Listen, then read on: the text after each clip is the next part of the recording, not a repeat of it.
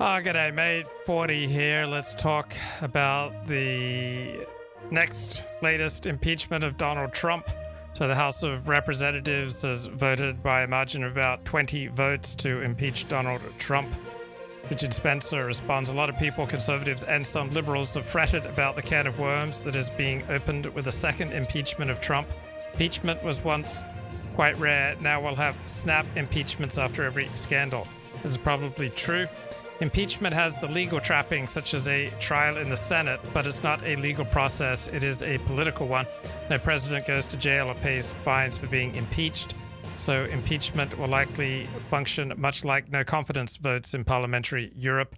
Snap impeachments are likely to be common in the age of radical polarization. It is what it is, says Richard Spencer. I don't expect a great deal of significance from this House impeachment. I don't expect the United States Senate to go through with this. Interesting column by Thomas Edsel in the New York Times. White Riot: How Racism, Grievance, Resentment, and the Fear of Diminished Status Came Together to Fuel Violence and Mayhem on January 6. There is evidence that many non-college educated white Americans who have been undergoing what psychiatrists call involuntary subordination. Do you feel like you've been undergoing involuntary subordination over the past years? Or involuntary defeat? Do you feel like your life has turned into involuntary defeat?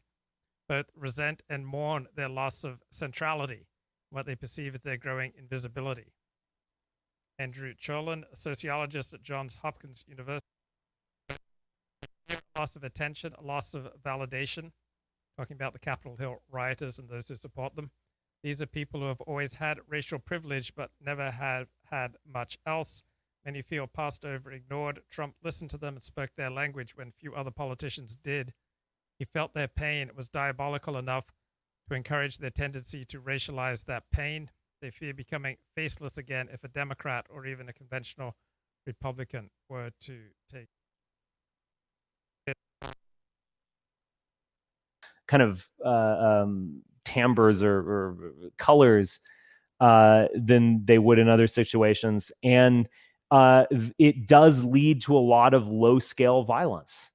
And, you know, in a thousands of people were ultimately, you know, perished due to this in a country, I think, of 1.5 million. I believe that's what it is in Northern Ireland. So that's a lot of people, actually. That would be the equivalent of hundreds of thousands in a big country.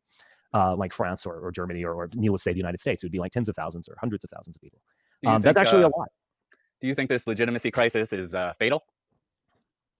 I think there's some other aspects that are fatal. I mean, I don't think. Okay, this is a big question. America is both an empire and a nation state, and it kind of is both. And most elections are, understandably, I guess, about the nation state and not foreign policy. This last election, you know, it wasn't about the only aspect of foreign policy that was mentioned was just kind of like Trump's vague boasting about Israel or something. You know, it was not really about foreign policy decisions. It was about decisions things that had already been done, and some of which were mostly symbolic, like the embassy. But you know, domestic elections are about this, and I do think that at some point that contradiction will occur, because there's multiple contradictions here. There's the contradiction between you could say, kind of old stock America or white America or so on, and America as a kind of an empire in the sense of being a universal platform for the world. There's that contradiction, and that leads to a lot of tension. There's a contradiction between spending. I mean, I don't know. I mean, this is, you know, we what is the national debt now? 25 trillion? I forget. I think it's even higher. Is it a cajillion at this point? I mean, it might as well be. Is it 30? Actually, I have not paid attention, because after we hit 10, I was like, all right, this is fucking bullshit. But anyway, so much of that is spent on, I mean, look, a ton of it is domestic policy and so on, but just so much of this is this gargantuan footprint that around the globe of an empire.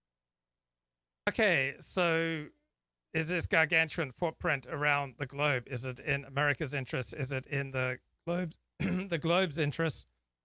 And you could argue that much of the unprecedented overall peacefulness, absence of war that we've had since the collapse of the Soviet Union, you can attribute to the dominance of the United States, that we may well still be in the unipolar moment, that there's just one major powerful nation that China's power may be grossly overestimated. Remember, we read in the news now that China's economy is booming, or at least it's going to show positive growth in 2020, while all the other major powers are expected to show negative growth for 2020. Well, GDP doesn't really convey economic power. For example, if you went around and smashed a bunch of windows in stores and then installed new windows, you'd be raising the GDP. But would your country become more economically prosperous as a result? No. So even though China is going to show positive economic growth in 2020, apparently, that does not mean that the percentage of its arable land is dramatically decreasing, right? They have severe problems with pollution. Their problems with air pollution, water pollution, the steady loss of arable land, that's not going to be undone by relatively good GDP numbers. China is surrounded by enemies. There are at least 12 hostile nations next to China. The United States does not have any enemies. So China has to spend a great deal of resources, of military resources, economic resources, just to protect itself from all the hostile powers that surround us. So no, this is not going to become the Chinese century. And no, COVID is not fundamentally rejiggered international power relations. Most Chinese don't go to high school, all right? Chinese in rural areas, about a third of them have IQs of under 90 due to the massive amounts of pollution. And lack of education provides, lack of a stimulus to develop their cognitive powers. Will COVID-19 change the situation of China's universities? Despite spending tens of billions of dollars, only 2 Chinese universities rank in the world's top 100. All right, China innovates almost nothing. Their armed forces are almost completely untested. Which Chinese product do you most associate with quality? Right, it's hilarious.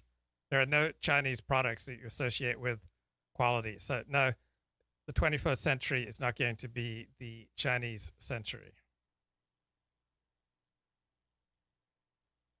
All World Cups are bad, says Glib Medley. Well, do you need cops where you live? Right? Does your neighborhood need cops? If your neighborhood needs cops, why would the world not need cops? So there was a 67-year-old retired landscaper from North Carolina who joined the Trump loyalists on January 6th on the steps of the Capitol. He stated, "We are here. See us, notice us, pay attention." And I think that is behind much of the motivation for people to show up to this rally. See us, notice us, pay attention. So normal people don't need to plead with you to see them, notice them, and to pay them attention. So I have to think this was overwhelmingly a modest IQ bunch. Yeah, there was the odd doctor and perhaps even the odd lawyer. There was Olympic gold medal winners, but overall not particularly successful bunch. Right? To show up and to think that you could take back power by showing up to this rally, it's not very smart. So what we saw with this rally, writes Edsel, is a groundswell of anger directed specifically at elites and an addictive lust for revenge against those they see as the agents of their disempowerment. It is this mixture of factors that makes the insurgency that wrested control of the House and Senate so dangerous and is likely to spark new forms of violence in the future. Each of the forces at work has helped drive millions of white voters to the right. Working in tandem, they collectively provide the tinder for the destructive behavior we saw last week in the chambers of the United States Congress. So Thomas Edsel is very much a man of the left. That doesn't mean that his analysis should just be ignored. He's got some insights. It's difficult for individuals and groups to come to terms with losing status and power. Cameron Anderson, a professor at Berkeley's Haas School of Business, wrote by email, while most acute among those possessing high status and power, people in general are sensitive to status threats and to any potential losses of social standing, and they respond to those threats with stress, anxiety, anger, and sometimes even violence. So I noticed empirically a lot of white people felt much better about their own status in life when Donald Trump was elected, They felt worse about their own status and power and safety in life when Barack Obama was elected twice. Dasha Keltner is a professor of psychology at Berkeley, and she describes the fury and disappointment contributing to the takeover of Congress as concentrated among whites who see their position in the social order on a downward path. Right. So generally speaking, I don't think those who saw their life on an upward trajectory went to this rally and were much less likely to participate in the storming of Capitol Hill. So according to this professor of psychology, the population of US citizens who've lost the most power in the past 40 years, who aren't competing well to get into college or to get high-paying jobs, whose marital prospects have dimmed, and who are outraged, those, I believe, were most likely to be in on the attack. These types of individuals will resort to violence and to refashioning history to suggest that they did not lose. Yeah, we need to reimagine Charlottesville as a victory. In a September 2020 paper, Theories of Power, Perceived Strategies for Gaining and Maintaining Power, Keltner and Leanne Ten Brink, professor of psychology at the University of British Columbia, argue that lower class individuals experience greater vigilance to threat relative to high status individuals, leading them to perceive greater hostility in their environment. And this increased vigilance creates a bias such that relatively low socioeconomic status individuals perceive the powerful as dominant and threatening, and they thereby endorse a coercive theory of power. People of lower social class are much more cynical than those occupying higher class, and this cynicism is usually directed toward outgroup members, including those who occupy higher classes. And this corresponds with my experience of life. I just remember incredible openness and generosity, generally speaking, that I've seen exhibited as being people in the upper classes. Babylonian Hebrew, what's going on, man? All the cynicism that they have is pretty much correctly placed, because I what they get wrong is the intentionality, I think, for the most part, but or the no one's evil, but I think that I think that a lot of people have been had, and I think that that cynicism is increasing. I think that we're getting into a more and more cynical state. I mean, for the Trump people, you saw that there was that Trump thing, but then also, I mean, who's currently leading the New York mayoral race in the last two polls? Looks like Andrew Yang. People are entering a realm of materialist politics. It's who's powerful. Who's powerful. I'm not. People have long conceived of themselves as future millionaires. Temporarily embarrassed millionaires. But increasingly, I think people are starting to realize, there's institutions, and in many ways those institutions have not lived up to certain standards, and there's elites, there's people who have power, and basically how can we get more? How can we get a bigger slice of the pie? People want stimulus checks, people want unemployment, Medicare for all. And I'm not saying that these are bad things. I actually support stimulus. I support to some extent UBI, and to some extent like some of the Medicare for all type thinking. But it's just a question of I don't know, like it's just a different approach. I think that people are going to pull away from the kind of liberal politics of personality, basically, and move. The guy I'd like to have a beer with, and move towards an analysis increasingly as more and more people move into those precarious socioeconomic groups that you referred to. It's going to shift to a politics of how can we get more for ourselves, also politics of trying to hold your own against the elite, for better or for worse. And I think that that's what's very much on the horizon for large segments of the population. And you can argue about whether it's right or it's wrong, but I definitely think that this is going to be a bigger and bigger trend.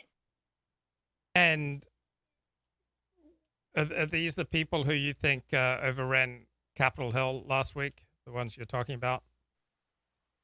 I don't know. I really can't say. I mean, I think that that was a very small group of people. I think that to some extent, those people are kind of perpetuating and buying into this kind of like kabuki kind of like silly like personality stuff, and it's like, but at the same time, part of it is tied to materialist things, right? Like, even, they perceive Trump as, the guy who wrote me a stimulus check. I think in a lot of instances they perceive Trump as, as like our guy, fighting the powered elites, for better or for worse. So I think that, and because of that, they're basically, they're thinking like, geez, if Biden gets into power, it's back to the rule of the elites, even though, Trump, I don't think, did a very good job in many ways of any of the living up to any of the populist promises that he made. But yeah, no, I don't know. I feel like those people, I don't know who knows who the fuck they are. But really, what's interesting, I don't even think is necessarily what happened there. It's the response, right? So now there's an indefensible thing that you can point to whenever this is a 9/11 type thing. Well, we want to increase surveillance on everyone, and do all these laws and stuff, and basically increase control and increase like top-down planning, and decrease freedom and autonomy of the citizenry. So how are we going to do this? Oh, well, it's easy. You just point to 9/11. You know what I mean? You can't argue with 9/11. Like, think about all those dead babies and innocent Americans killed. How can you argue with 9/11, right? And now it's going to be, how can you argue with this? Every time someone argues for internet censorship, every time someone argues for more leeway for three-letter agencies to enter into the lives of people, or even radical changes to the law. I mean, how could you possibly defend what happened? Could you, Luke? No, I couldn't defend the Capitol Hill riot. I would. I thought it was an absolute disaster. Now, are you a member of QAnon? What does that even mean? Like, that means that I'm like, are you a card-carrying member in the of lizard QAnon? den, like planning with the Illuminati on how to rule society, or is QAnon the good side? What does a member of QAnon mean? Does that mean that you're like one of the people they're conspiracizing about, or one of the people who participate in the conspiracy theory? No, QAnon means that you're woke. The satanic pedophiles are running the world, and Donald Trump's going to stop them. I almost want to believe that that's like a planted conspiracy theory, like flat Earth, because it's like it like perfectly hijacks like a lot of the like feelings about, a lot of which are true about like the people who are ruling society, but then switches it into this like fanciful kind of like thing, and like regardless of whatever like if like whatever like John Podesta likes to hang out with Marina Abramovich or whatever, it's like, and they're emailing weird emails about like pizza or stuff like that, or whatever the fuck, or like other, or like the evil, like it's just like, it's made absurd, right? So it's like a way of like hijacking like a lot of like legitimate grievances and like semi-conspiracy theories about like we're being had basically, but then transforming it into this absurd like quixotic like crusade. I mean, it's it seems like planted disinformation.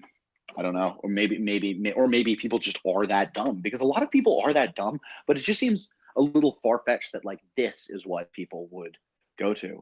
I mean, I don't know. It just what do you? It just seems like it's fishy, I would say. The thing is, here's the thing about conspiracy theories. Sorry, here's the thing about conspiracy theories. Right. So people correctly realize, okay, like, maybe, information is being gated from us, or we're not seeing the full picture, or we're being led along in some way, or we're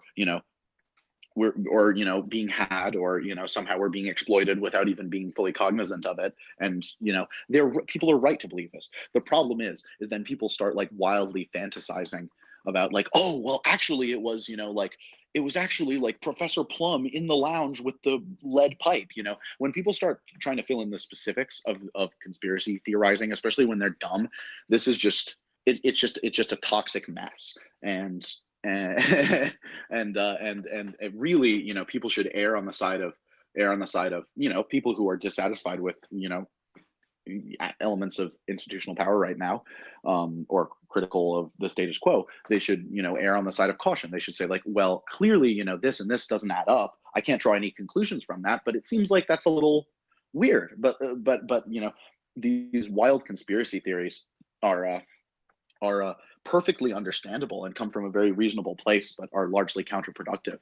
And I think it would be very easy if I was like the FBI or CIA. I could just like kind of stir up like a pseudo conspiracy theory, and like, some of these people are dumb enough to go along with it, and they have the right instinct. They have the right instinct to believe that in many ways they're being had and being exploited.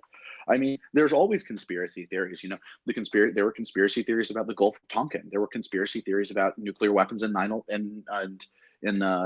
Iraq during the like Bush era. You know what I mean? Like there are lots of conspiracy theories where it's like, and there is like the CDC like flipping positions on masks, like in order to like control people's responses. Like there are lots of times when institutions are deceptive, and so it's understandable to be distrustful, but at the same time, you'll shoot yourself in the foot if you go crazy. Anyway, Luke, you were saying? Yeah. Is there anyone in your life who believes in QAnon? No, I live in polite society. Okay. Just do you feel like you've done enough? I mean, I know a few people who are like image board browsing types who, I'm not sure if they fully believe that, but they believe a lot of it, but they don't have the same kind of like zealous, like emotive, like grug brain, like narrative, like focus of like a lot of the silly, dumb people out there who are pushing a lot of conspiracy theories on the right. Do you feel like you've done enough to fight the QAnon menace over 2020, or do you need to redouble your efforts? I don't know. You have the clearance to receive that answer, Ford? That's above your pay grade.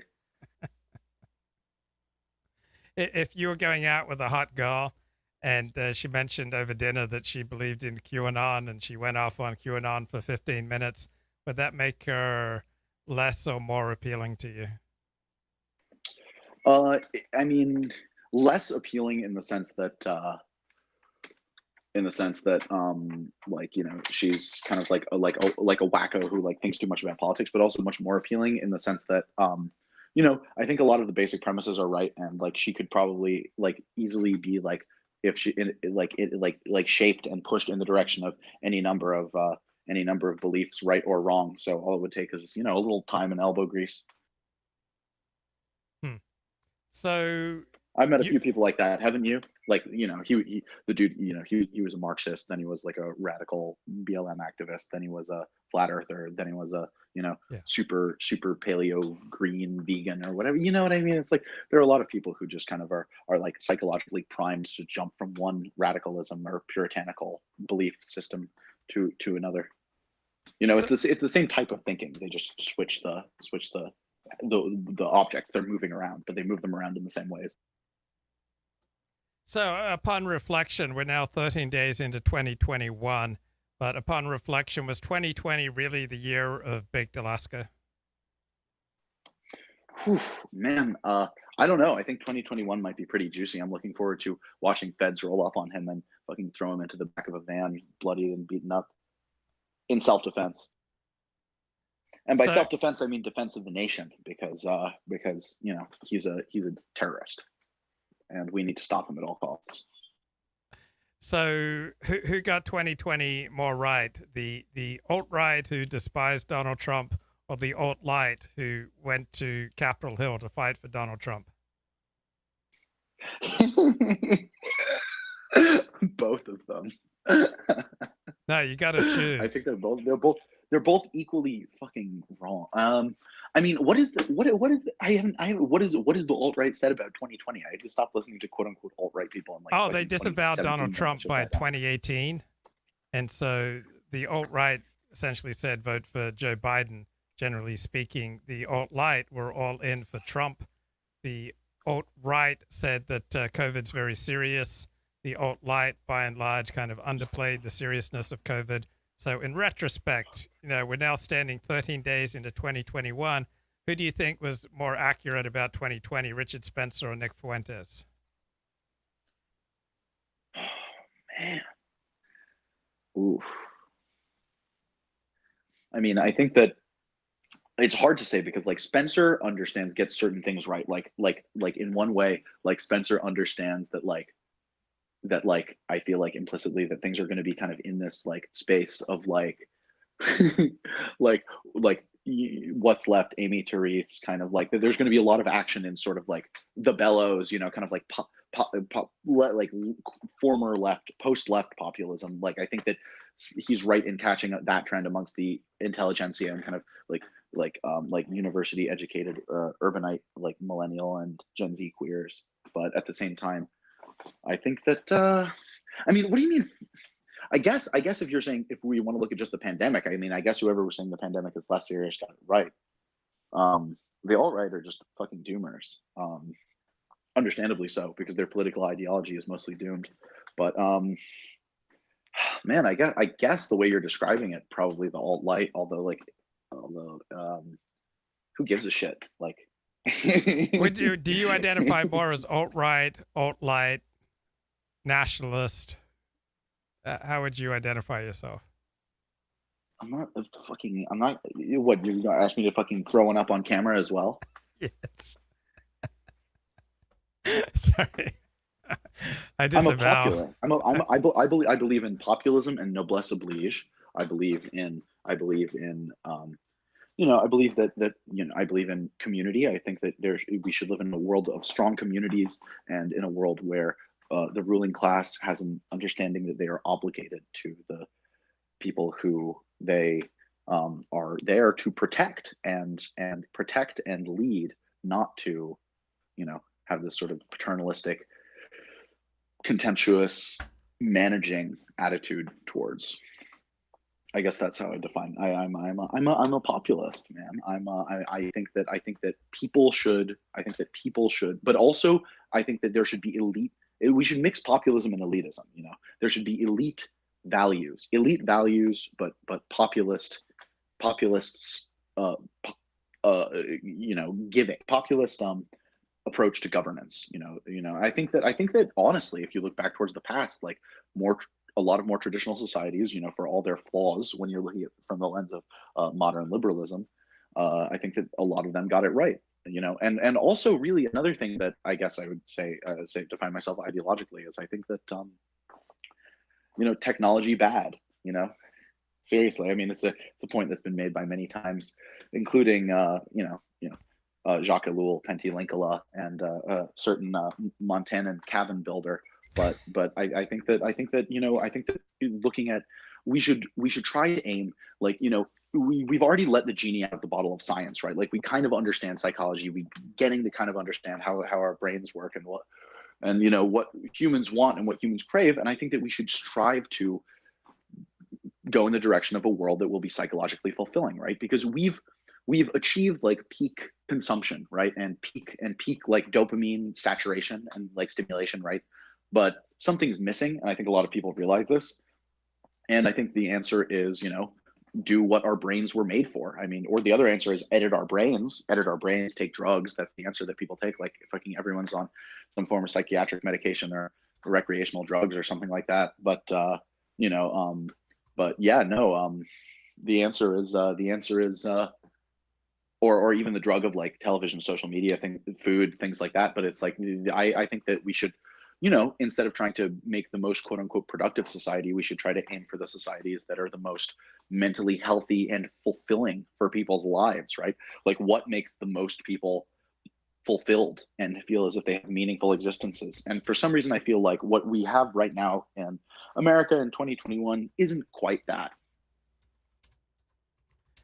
And the chat says that you're a left-leaning monarchist, like the composer Ernst Granick and the satirist Karl Kraus. Ooh, I'll have to check them out. I'm not familiar with either. But yeah, that's a good way of describing it. I'll take it.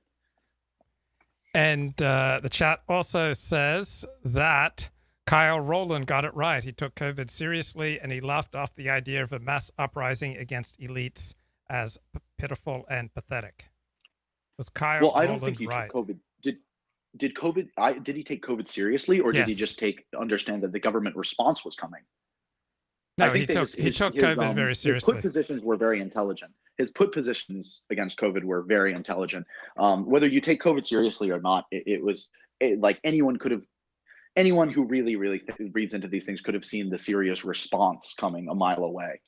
So I think that was very intelligent on his part. I think Kyle gets it largely right, but I think that, when Kyle says, Kevin Michael Grace, whatever he called it National Socialism, but Kevin Michael Gracian type thought, populism basically on the left and the right, and redistributive ideas and anti-free trade ideas, stuff like that. I think that forms of that are actually, I think that Kevin Michael Grace perspective will be vindicated. As I said, Yang running for mayor in New York, I think, if he wins, I think that that's a big sign.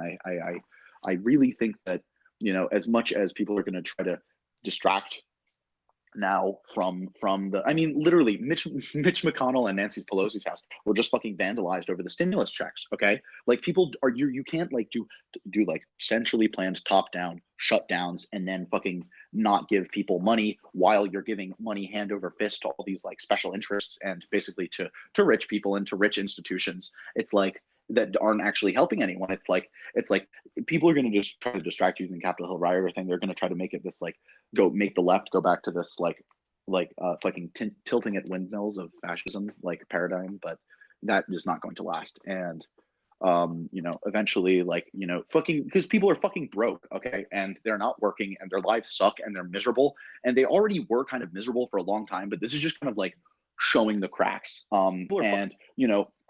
People aren't going to just fucking put up with it. Also, Kyle is wrong because the powers that be are internally contradictory, and because of the dialectic, it's going to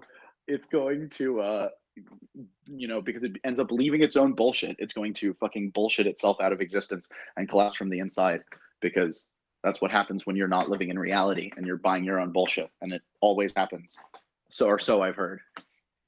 So is UBI, Universal Basic Income, is that an idea whose time has come? Maybe not just yet on a national level. Definitely not. I'm very interested in the idea of a local rollout, like what Yang may be planning. I think that direct payments, that idea, that time has definitely come, and you're not far off, right? Universal direct payments that are easy and relatively like bureaucratic, stress, hassle-free, as opposed to like some fucking means-tested crap that you have to wait like 5 years for, and then once you're in, you can't like earn above a certain amount or you get disqualified for it.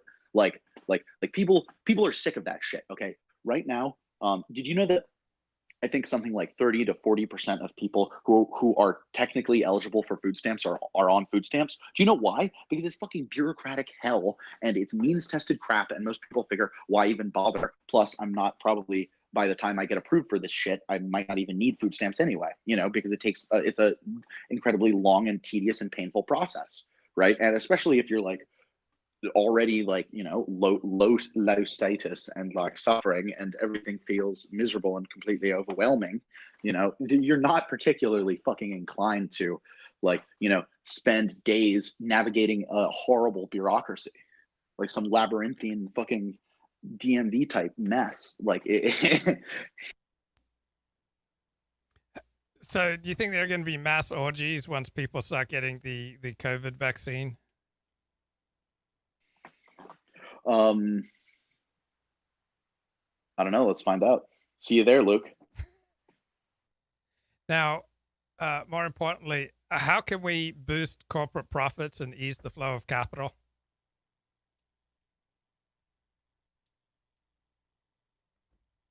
Oh man, I stumped him with that one. I guess I'll have to wait and see Babs at the orgy. God forbid. God forbid. God forbid. Okay. Resentment toward successful white elites is in play here, as evidenced by the attack on Congress, an overwhelmingly white seat of power. This is from Thomas Edsel's op-ed in the New York Times today. But let's play a little bit from Curtis Yarvin here. So, you have sort of two questions. There's actually two basically paths of, ways of being fraud pilled. You can be on election machines, you can be a Dominion fraud pilled guy, or you can be a mail-in ballots fraud pilled guy. I'm mostly a mail-in ballots fraud pilled guy, and here's why. Because basically, when you're looking to investigate a crime, you basically, in like detective Hercule Poirot land, I believe Agatha Christie came up with this one. There's the three-legged stool of crime. There's motive, propensity, and opportunity. Right. So basically, motive is off the charts. Motive is off the charts actually for two reasons. Number one, do they want to win this election? Yes. But the more interesting question in motive is, do they want to win this election by any means necessary? And when you look at the mindset of the lib, okay, let's investigate. We got to know our enemy here. Yeah. Let's investigate the lib. Does the lib think that it would be the right thing to do to basically engage in, a little paper shenanigans to save the world from Orange Hitler? Yes, indeed they do. Yes, because that's what they did for 3 years before the election. And yes, that's what they did for 3 years before the election. Yes. Of course, the lib is hypocritical. We've discussed this. And the lib is also a great believer in what philosophers know as consequential ethics, which means basically the means justify the ends, right? And nice. And so exactly. Whereas the poor Khan is wedded to his world of deontological ethics, and he will stay at his duty until the volcanic eruption leaves him frozen at his post. That's the reason I won't be going to any orgies after I take the vaccine, because I believe in ontological ethics. So this is a very common form of argumentation, and it is nonsense. So invoking motive, means, and opportunity is not a strong argument for conspiracies, including the presence of widespread voter fraud. Stating that Democrats had the motive, means, and opportunity to carry out massive voter fraud in the 2020 election is not in and of itself evidence of voter fraud. It's not even a strong argument for voter fraud. At best, it is a signal, a sign towards let's investigate possible voter fraud. And yes, I think that ballot harvesting is the most likely source of significant voter fraud. So let's investigate and take a second look at the whole ballot harvesting thing. Claiming that voter fraud is hard to prove, not a strong argument on behalf of the existence of widespread voter fraud. Most great accomplishments are difficult. Statistical correlations and regressions, not in and of themselves strong arguments for massive voter fraud, unless you are correlating and regressing the right factors, unless you know what you're doing. At best, they are signposts pointing towards possible fraud. Now, there was a terrific book on the John F. Kennedy assassination and all the ridiculous conspiracy theories about it by former prosecutor Vincent Bugliosi. Wrote a book, Reclaiming History, the Assassination of President John F. Kennedy. He wrote, many conspiracy theorists embellish the motive argument to prove that a particular group killed Kennedy by saying it had the motive, means, and opportunity to do so. They present this almost as a prosecutorial legal brief. But in my years as a prosecutor, I never once used the phrase. I personally don't know any seasoned prosecutor who has, although I assume some do, and I am aware of this legal colloquialism. Much more so, the motive, means, and opportunity are virtually worthless as evidence of guilt. Unless, of course, you can show that no other living human or very few other living humans had the means or opportunity. To illustrate how empty the concept of motive, means, and opportunity is, let's take the Kennedy assassination. Any of the thousands of citizens of Dallas who hated Kennedy with a passion would have had a motive to kill him. And any of them who owned a gun or a rifle had the means. If they were anywhere along Kennedy's motorcade route, they would have had the opportunity. Again, motive, means, and opportunity hardly gets one to first base. Even if all three are present, a prosecutor still has to show that the person or group who had them committed the crime.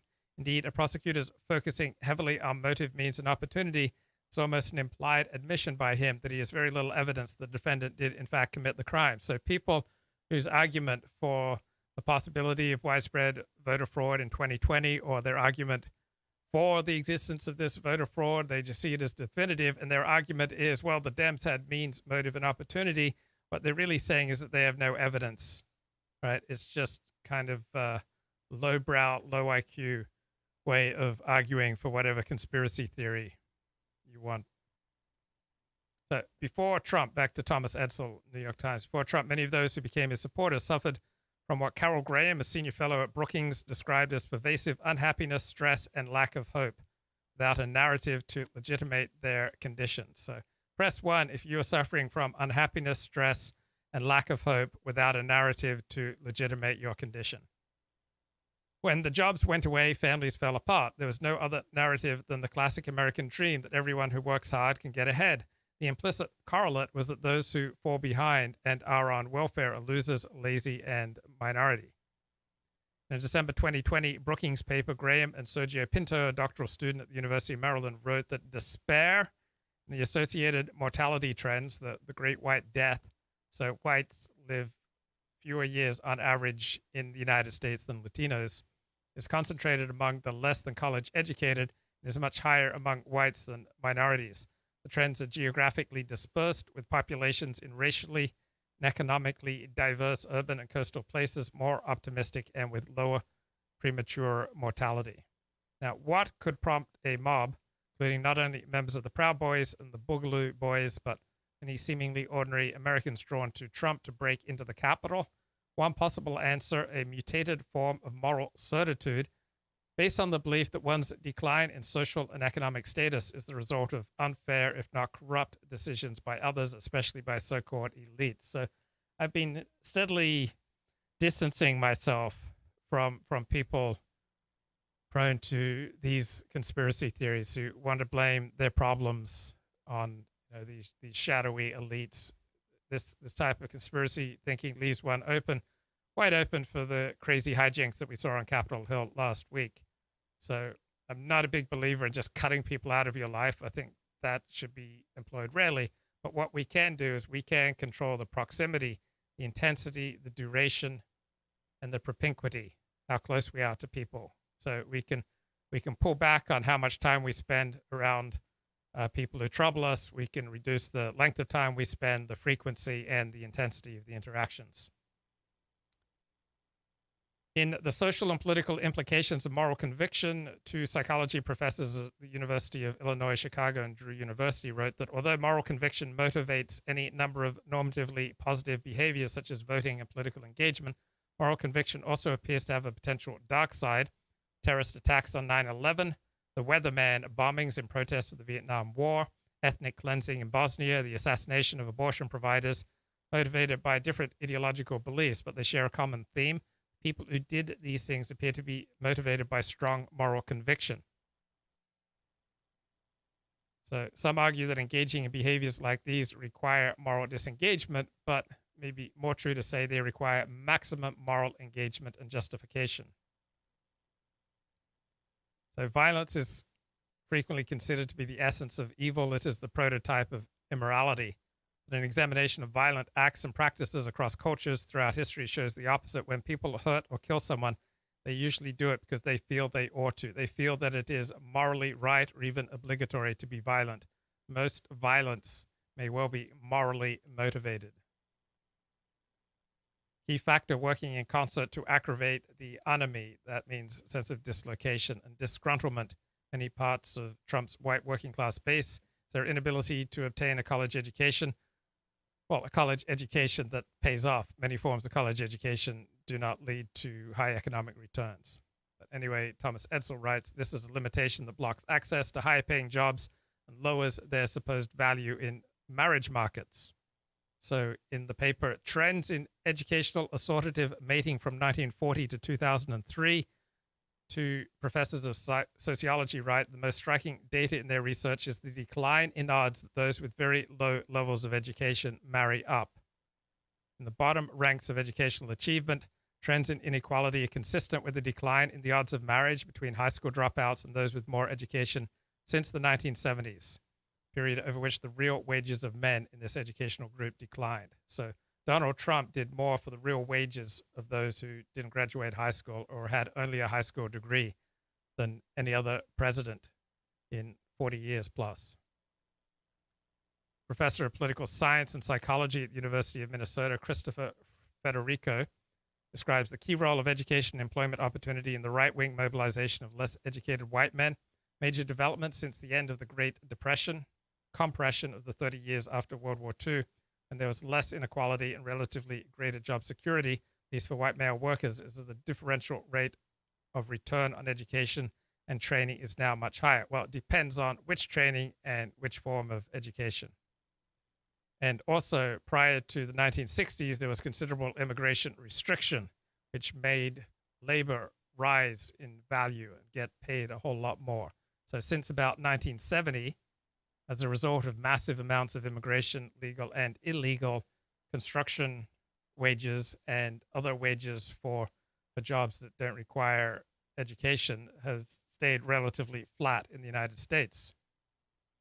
So in this new world, promises of broad-based economic security were replaced by a job market where you can have dignity, but it must be earned through market or entrepreneurial success, as the right wing would have it, or through the meritocratic attainment of professional status, as the left would have it.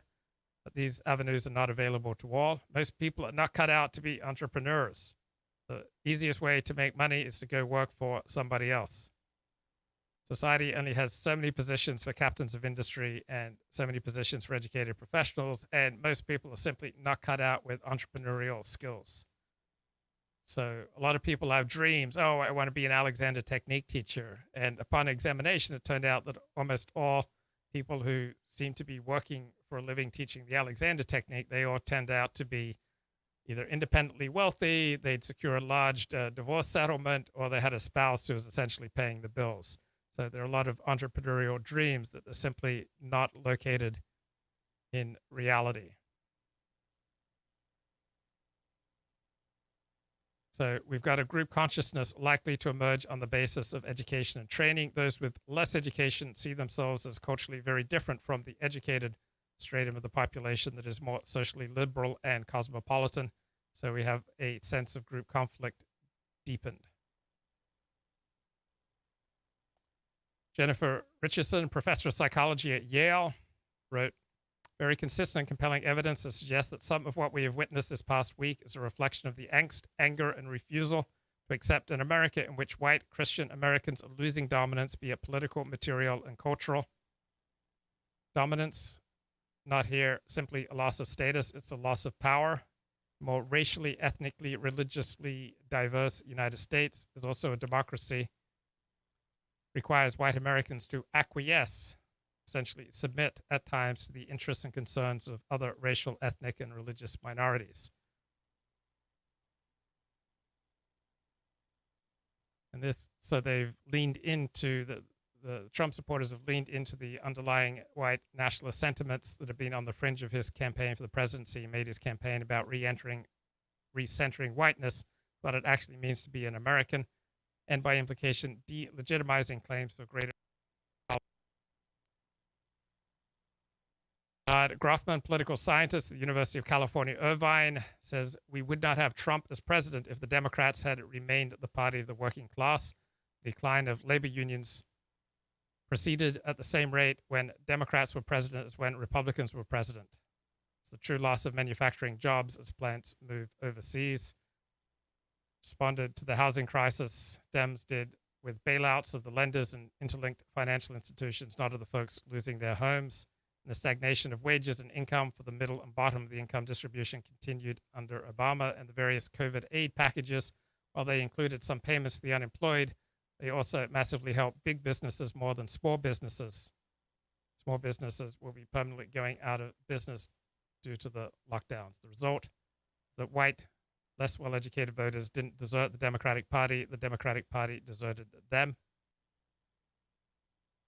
More religious, less educated whites see Donald Trump as one of their own, despite his being so obviously a child of privilege.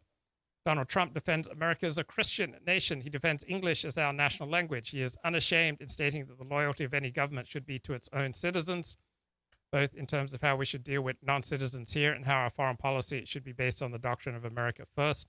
Trump speaks in a language that ordinary people can understand. You can call Trump the great parole whisperer. Trump makes fun of the elites who look down on his supporters as a basket of deplorables and who think it is a good idea to defund the police who protect them, to prioritize snail darters over jobs. Trump appoints judges and justices who are true conservatives. He believes more in gun rights than in gay rights. He rejects political correctness, and the language police and woke ideology is un-American.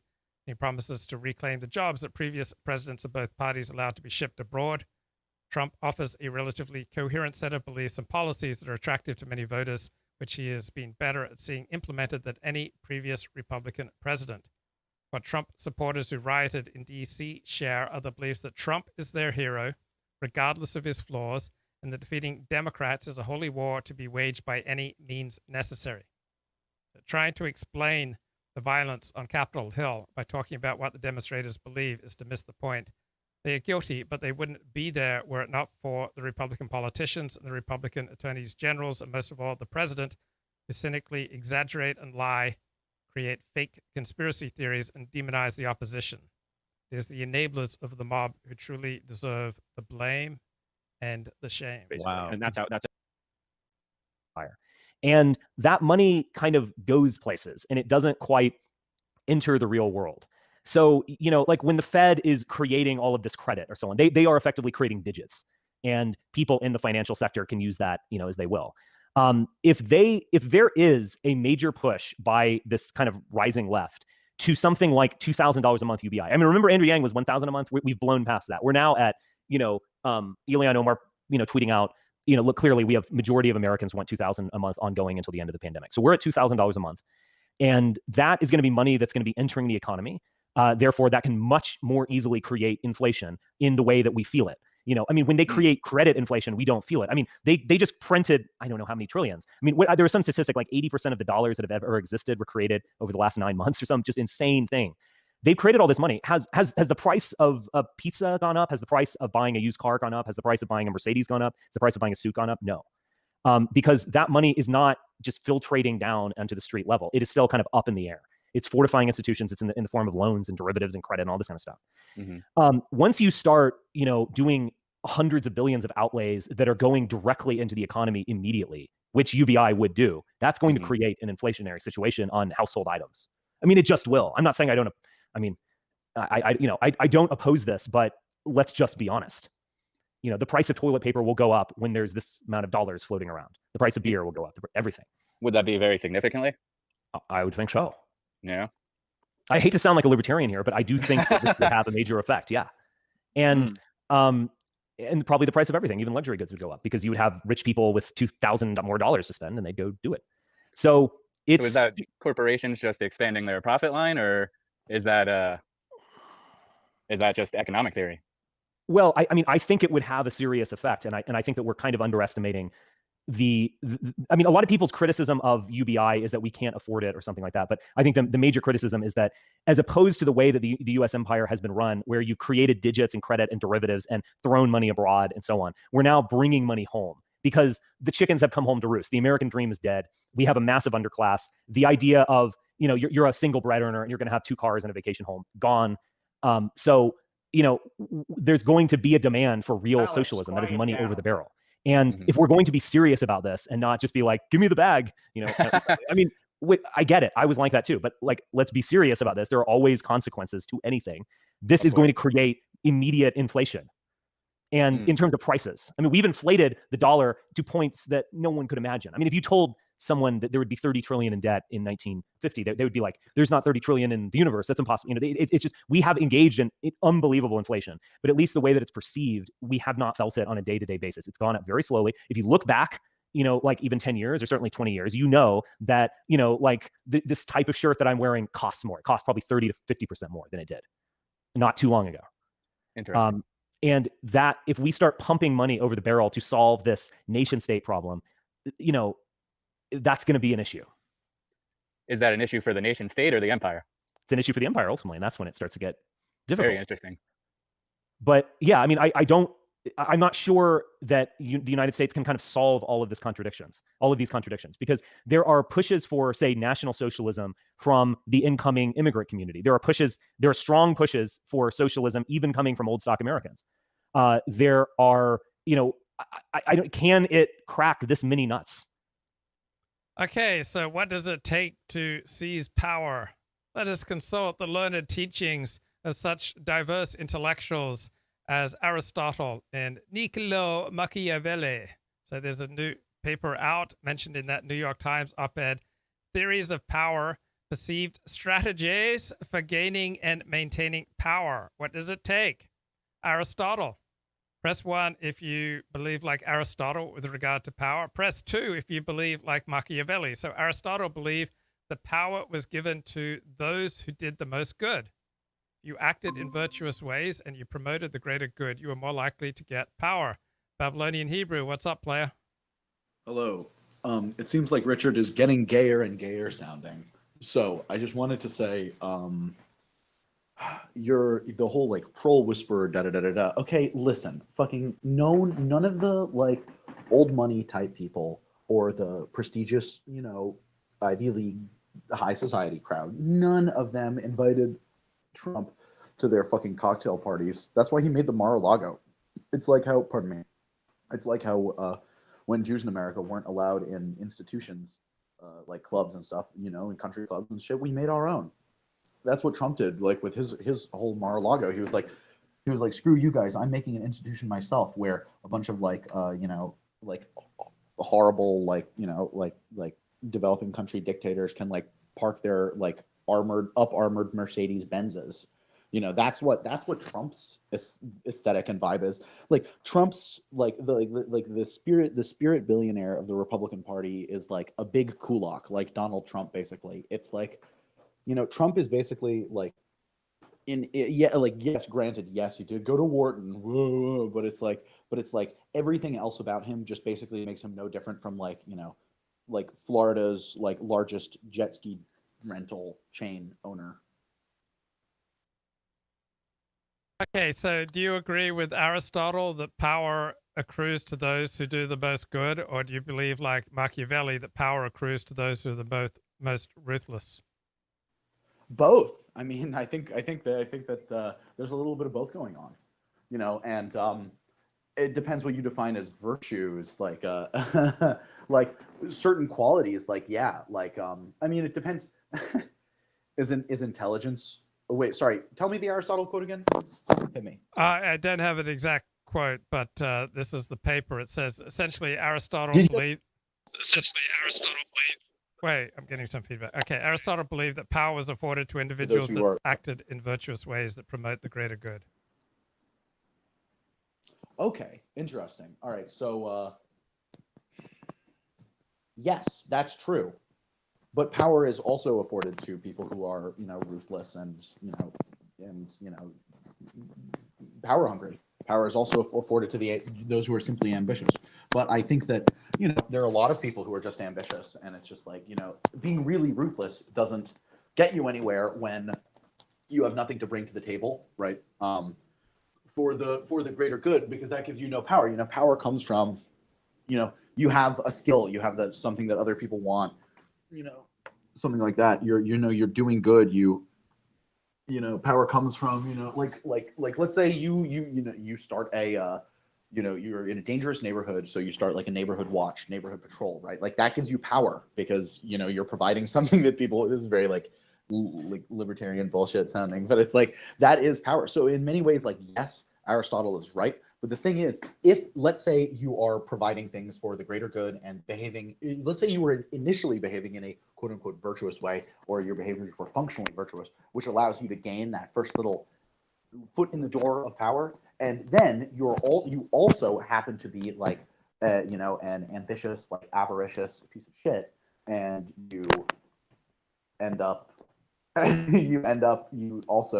then you're the Machiavelli guy, So there's an interplay of both, I'd say. But usually power begins when you at least do something for the greater whole, ostensibly at least. Or a lot of times it can, but a lot of times, yeah, it's just like if you already have power, all it takes is ruthlessness.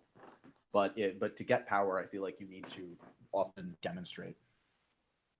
So do you feel that you've developed more power from going to an elite university or from appearing on the Luke Ford show? 50-50. Actually, like the people who I met when I was in college and growing up, actually, like I'd say the most of my like real high quality business success and connections, man, I'd say that like at this point in my life as it currently stands, it's the Luke Ford show. But I'd say it's going to be about 50-50. Right now it's like 60-40. But I also, it's also helped immensely, like just like, growing up where I did, knowing the people that I did. But the Luke Ford show has been the main factor. Yeah, I'd say that the Luke Ford show has introduced me to lots of high status, lovely people. Yeah, I'm thinking of starting up Ford University. Yeah, for you, exactly. You should call it maybe you should call it the Ford Institute, or that's taken probably by Ford. Maybe you should call it Ford Town, like the Ford Town Institute or something like that. Oh, the Ford Foundation.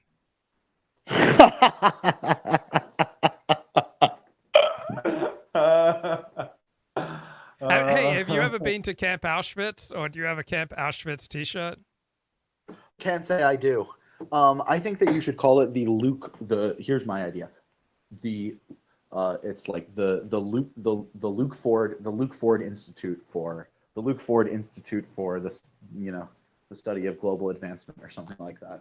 Luke Ford Institute for the study of mental healing. Luke Ford Institute of Healing. Yeah, love is all around us, bro. Exactly. You could call it. I don't know. You could. Let's brainstorm here. I'm sure the chat has some interesting ideas. I don't know. I don't know. I'm self-effacing. I hate to talk about myself. No, but I think that Ford Town. That's what your family was, right? Yeah.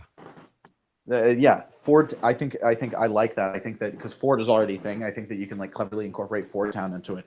You can have it be called like, I don't know. I don't know. Like it depends what the vibe you're going for. You could be Ford Town if it's like if this is something you're doing business with. It's like Ford Town Holdings or maybe Ford Town Partners. What am I thinking? Ford Town Trading Company. Ford Town, yeah, and or it could be like the Ford Town Institute, Ford Town Society, Ford Town Club. I like the sound of Ford Town Club. That's like where we all go and hang out in like smoky back rooms. Oh yeah, we'll have exclusive clubs. clubs. Except no one's smoking because we're all sober. But we're they're it's but yeah, we'll have exclusive clubs, and it's the Ford Club. Special Ford Town keychains. Club. Even the Ford Town Boys, it's like the Proud Boys or the Bowery Boys, Ford Town Boys, like that. Yeah, if we go out there and we hug people, and we touch black hair, I mean, we live dangerously. Ford. Why can't white people stop touching black people's hair, man? What's up with that? Because it's. I mean, probably because like they're fucking like bad social skills, but also like genuine curiosity. Like I have fucking people come to touch my hair, and I'm not black, but I do have a fucking big frizzy thing of hair, and people often touch it. Usually, people who have straight hair. Hey, you sound a lot happier now that you're out of university. Is that accurate? No, that's not accurate. It's not that I'm out of university. I actually am not. I'm not studying at all right now. I'm working, and I'll leave it at that. But yeah, having money and the freedom that comes with it is very nice. Okay, excellent. So, and dude, Luke Ford, yeah. what they say about, I want to be where the powerful, important people are.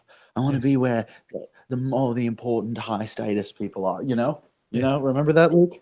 Yeah. Remember it? Sounds familiar? Guess what? Like I'm getting my like a little taste of that life. As from a professional stance rather than just like, oh, that's my neighbor or whatever stance. So it's exhilarating, man. It's it's my first little taste of a fucking lovely life, and it's a shame that everyone can't experience it. See, like the thing is, like some people don't know how good it gets, man. People don't know how good it gets, and it gets so good. And if people knew how good it gets, the pros know. They fucking know exactly how good it gets. They fucking full well understand. But like, I feel like especially the middle class people, they don't even want to believe or know, because they would just, their egos would implode, and they would just. Oh man. It gets so good, Ford. Wouldn't you agree? Haven't you seen a little taste of that? It gets so good, Ford. And how can you deny the populists if it gets that good for certain people? Like, do they even really deserve it to be that good? It wouldn't be good though if anyone could get in. That's why we need to keep it elite. We don't want a bunch of losers coming in, tasting this stuff. They couldn't handle it. Right? Well, that's the paradox, isn't it? Right. We need to keep this for the winner circle, bro. Well, that's true. We can do charitable deeds for the less fortunate, but we don't want them coming to our parties, bro. And see, the thing is, right? Like, the material niceness isn't the real niceness. The material niceness is it's the immaterial nicenesses that are almost better. Like, the material niceness is people already have that. We already gave that to the proles. Like, a rotisserie chicken that you can buy at, like, Costco or Walmart or Safeway used to be like a king's feast back in the day.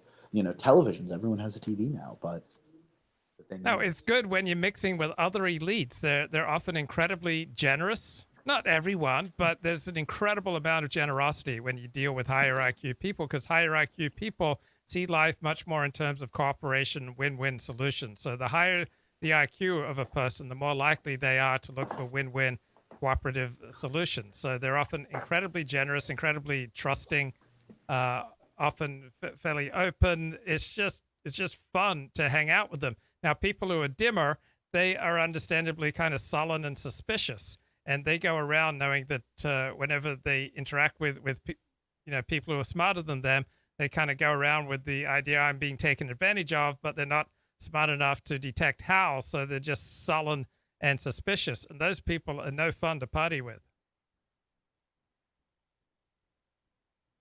interesting. Yeah, I think there may be some truth to what you say there, but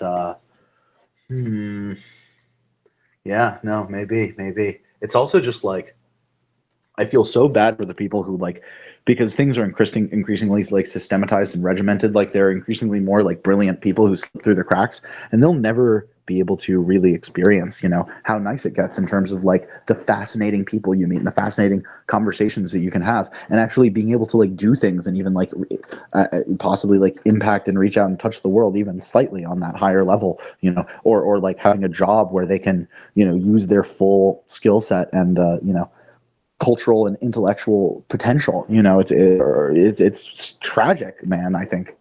Yeah, I went to this event at the Harvard Club in downtown Los Angeles. So everyone there, except for me, was a graduate of Harvard University. And then someone brought you, right? Yeah, someone brought me. And then there was an elite dinner afterwards. And so I was seated next to Michael Kinsey. So I got to have this great, hour-long conversation with Michael Kinsey. And there were all sorts of other members of the elite, all there at the table. It was jolly good fun. I mean, another time I was on a panel with Eugene Volokh, and they give you free food too. If Harvard Club, like that's that. Like, I don't know if this is all the events at the Harvard Club, but at the ones that I've seen that are like Harvard Business School ones, like it's just like so much free food and drinks. It's just like, oh my god, they want to get you nice and drunk while they're giving you the angel investor pitches. But it's amazing. You get treated better, though. Everything, the vibe is just better. You're surrounded by beauty. You're surrounded by beauty. It's like, would you rather be surrounded by linoleum and horrible fluorescent lighting and or would you rather be surrounded by like mahogany and teak and burgundy and dark green leather, what hand etched moldings, what would you rather be surrounded by?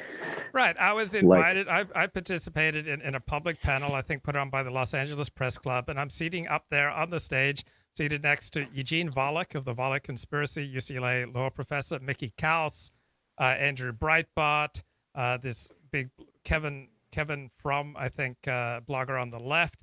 Like, they were like responding to things I would say. Like, here I am, seminal blogger, and I'm sitting on the stage with the elite. I mean, I was at the LA Press Club, and who's the guy who's now the editor of the New York Times? He was then the editor of the Los Angeles Times. He was there, and like, he knew me, he recognized me, like, he was friendly. It's fun hanging out with the elites. Yeah, It's like man, and the thing is, it's just like everything is better. Like I'm not even trolling right now. Like literally, it's just like the type of shit that you're surrounded by. Like you know, I've been inside a community college and I've been inside an Ivy League college, and it's like, you know, the quality of like what you get, and like the level that you're getting, and you know, and like the buildings, again, like as an aesthete personally, it's like I cannot I cannot fucking live with like these horrible, like cold, like linoleum lights, and the fucking linoleum floors, and like the horrible, like those, I think they're fluorescent lights, like just terrible with like that noise, and everything just fucking sucks. Like, yeah, there's some like new buildings and stuff, but just everything just feels like fucking low grade. And it's like just everything changes. Like here's another thing about like eliteness versus not eliteness, like, right, little things, how the bank treats you, how the credit card company treats you, how long are your hold times at your bank, or right, like if you're calling your bank or your credit card company, you shouldn't expect to hold for more than 5 minutes, right? If they don't know who you are, you can hold for hours sometimes, but if they know who you are, you're not going to hold for more than 5 minutes. Usually it's like a minute, maybe 2 minutes tops. And I mean, everyone knows everyone else. Like when you're into that elite circle, you know, people have prime ministers on their cell phones. Like people have U.S. senators on their cell phones. People have cabinet secretaries on their cell phones. People are one person away from the president of the United States. People either directly know people who head networks, or they know one person who knows the person who heads the network. If you get into like the Harvard Club in downtown LA and you get to have dinner afterwards, everyone in the world who's important and powerful is only one person away from you. Yeah. I mean, and who wouldn't want that? Trump isn't invited. Trump was never invited, right. Actually. Like, you know, he had money, but I don't really think he was ever invited, you know. Why doesn't Trump give speeches at the Aspen Institute? Why doesn't Trump go to the, I wonder, I mean, I'm sure Trump may have gone to the Harvard Club or something once, but everyone was probably turning their nose up at him, like, oh my gosh, you brought him. Ugh, gross. You know? Yeah, I remember going to a party thrown by The Atlantic magazine, and I was running into billionaires. There was Peter Hitchens, that's the guy Christopher Hitchens was there, and who's that other like leading British novelist who was there? He had a father, Kingsley. Martin Amis was there. I got to talk to the literary editor of The Atlantic, and we were discussing the merits of Tom Wolfe's book, A Man in Fall.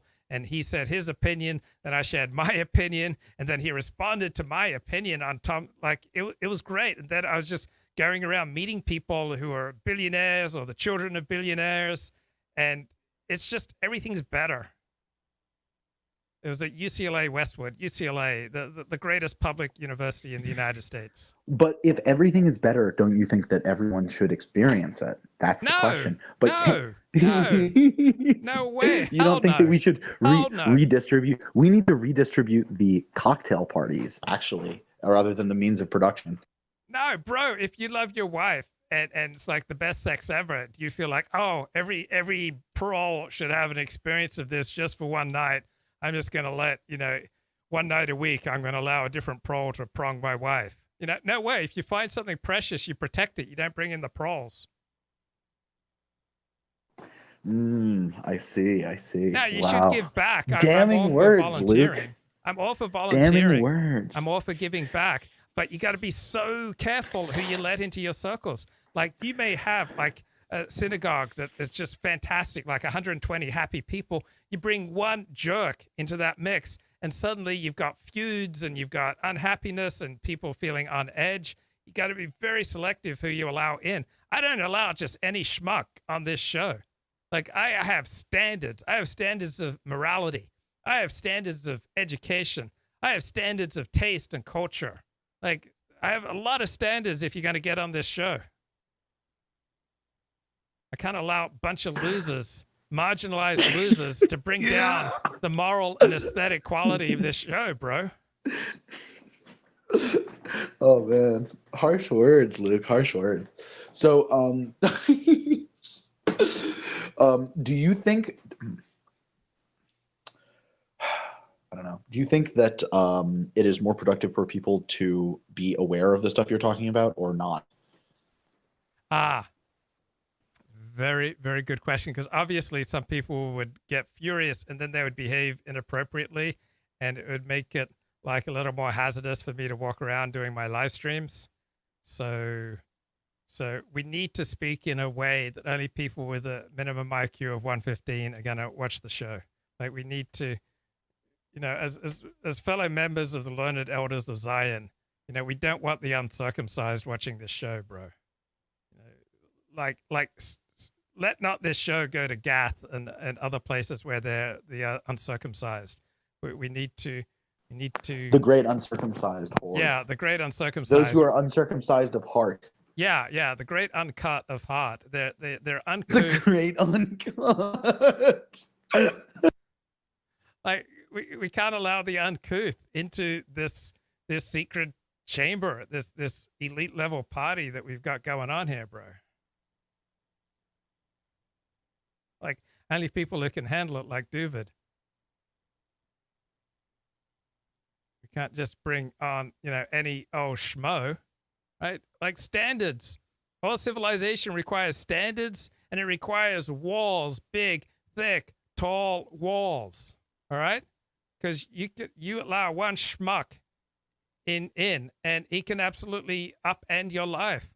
Like make one bad decision, allowing one ill-advised person into anything that's precious, and it can ruin your life. You allow the wrong person to come into your home, and they could trip and fall and sue you. Like you allow the wrong person into your home, and they could steal from you. You allow the wrong person into your home, and it could completely ruin the vibe of the party, and then it hurts your reputation in the wider community. Like at Passover, when you're holding a Passover Seder, you don't want to have goyim there. You can't pass a goy, a cup of kosher wine, or they can't pass one to you at a Passover Seder. So, I mean, there are absolutely times for socializing with the goyim and making money with the goyim and going to sporting events with the goyim and talking about politics with the goyim and playing softball with the goyim. But you don't want to bring them to your Passover Seder, right? You don't want to bring them to shul for Yom Kippur, generally speaking. Luke, can you tell me like the top 3 instances of like horrible, cringeworthy social gaffes that and the resulting aftermaths? I'm sure since you've been in a lot of social situations, I'm sure you've seen some horrible, embarrassing gaffes and faux pas and stuff that completely, sometimes even probably completely ruin people in certain groups. Spill the tea, sis. Yeah, okay. So one time I was really proud I directed this porn movie called What Women Want. And so as soon as I got copies, when I went to synagogue, I was just handing them out. And upon reflection, I think that was ill-advised. I even gave one to Dennis Prager, and he said, wow, in New York, when I go to synagogue, they give me a tallis, but in Los Angeles, they give me a porno. So I'm starting to think that Saturday morning handing out copies of my porn movie at synagogue, not really well advised. The scalding shame behind your eyes and the pit in your stomach when you find your brain drifting towards those memories. Yeah, and then, well, no, I'm not. I don't beat myself down. That was who I was. I was a sick puppy, but I didn't ask to be that way. I didn't ask to be a sex and love addict. No, I didn't ask to have these crippling emotional addictions. I didn't ask to be that disconnected from reality. All right, I was in a bad place. How do you feel when people say, "Oh, Luke, you're so smart. You could have had such a good life, but like you made this one terrible mistake, and that listen, now you never get to talk to Dennis Prager, and Luke, you could have been someone, but because of the choices you made, now your life will never be as good as it once could be." Have you ever had someone say that to you? Oh, yeah, I've had that 1,000 times. Dude, that's... And it used to bother me. It doesn't bother me now, and people can look at my body language and judge whether I'm lying or not. But a few years ago, I realized that at every situation in my life, I've done the best I could. Even when I was handing out copies of my porn movie at synagogue on Shabbos morning, I was doing the best I could with what I had to bring peace and love and joy to other people. Now, upon reflection, it was not such a great decision, but I've always done, just the best I could, just like you. And so I didn't ask to have these crippling emotional addictions that bewildered me and made me lose touch with reality. So I don't beat myself down for these episodes, I'm not filled with shame and remorse. And I just understand that whatever's happened, that God's going to use it to allow me to be of greater service. There was that time I went to the singles event, and the singles event, Jewish singles event, was a little slow, wasn't really happening and hopping. So I just slipped into a VCR, a copy of the movie I directed, and really grabbed the attention of everyone at the singles event. Are you serious, dude? Yeah. That's fucking an epic prank, my bro. You should have filmed that. Look, I was doing the best I could at the time to meet my needs. You know, those are my tools. So yeah, I showed it, and then people kept saying, "Is that you?" Because I was wearing my nice creamy synagogue suit that I always wore to synagogue when I was interviewing Kimberly Cummings and etc. And Kimberly Cummings. Tell me about the Cummings family. They seem to be spread far and wide. Yeah, her father was a big business executive, and she grew up to be a little bit rebellious. So she started out in the corporate world, but then I think about age 25, 26, decided that she'd rather do porn. And she would do it all, bro. Like no holds barred. Like she was a trooper. And so I'd gotten $4,000 from Yosef Shemesh at Factory Home Video in the fall of 1995. And so I thought, okay, I got $4,000. I think I'll pay Kimberly Cummings $1,200. Then I'll pay 5 blokes $200 each. And, then I'll pay an editor $250 and pay, $400 for the photo for the box cover. And, I'm going to put out an epic. So I booked the room, booked the videographer. I've kind of got a script in my head. And so all 5 blokes show up on time, but bloody Kimberly Cummings is an hour late. But do I lose my professional cool directing my first porn movie? No, I keep my cool. I know God is with me. Yeah, you knew that she was coming after all. Yeah, I knew that she was coming. So she walks in and she says, "You look way too clean cut for this business." I said, "Oh, I'm not really in this business. I'm just writing a book on the industry, and this is just like a philosophical experiment. And, I'm a convert to Judaism." And she said, "Oh, really? I've been thinking about converting to Judaism." So she's been going to the University of Judaism. She's been dating some rich dude, and he wants her to convert to Judaism. So we got to spend some time talking about conversion to Judaism.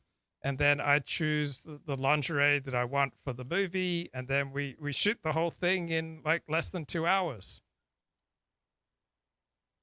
And so like, I think we got like 90 minutes of footage, and we used like 95% of it in the final product. Now, it was a little more highbrow than your average porn movie. Is probably when's the unreleased director's cut coming out, Luke? Yeah, because that 5% of footage that was not used in the final. Yeah, that was the really kinky stuff. Yeah, that would just blow your yarmulke off. But so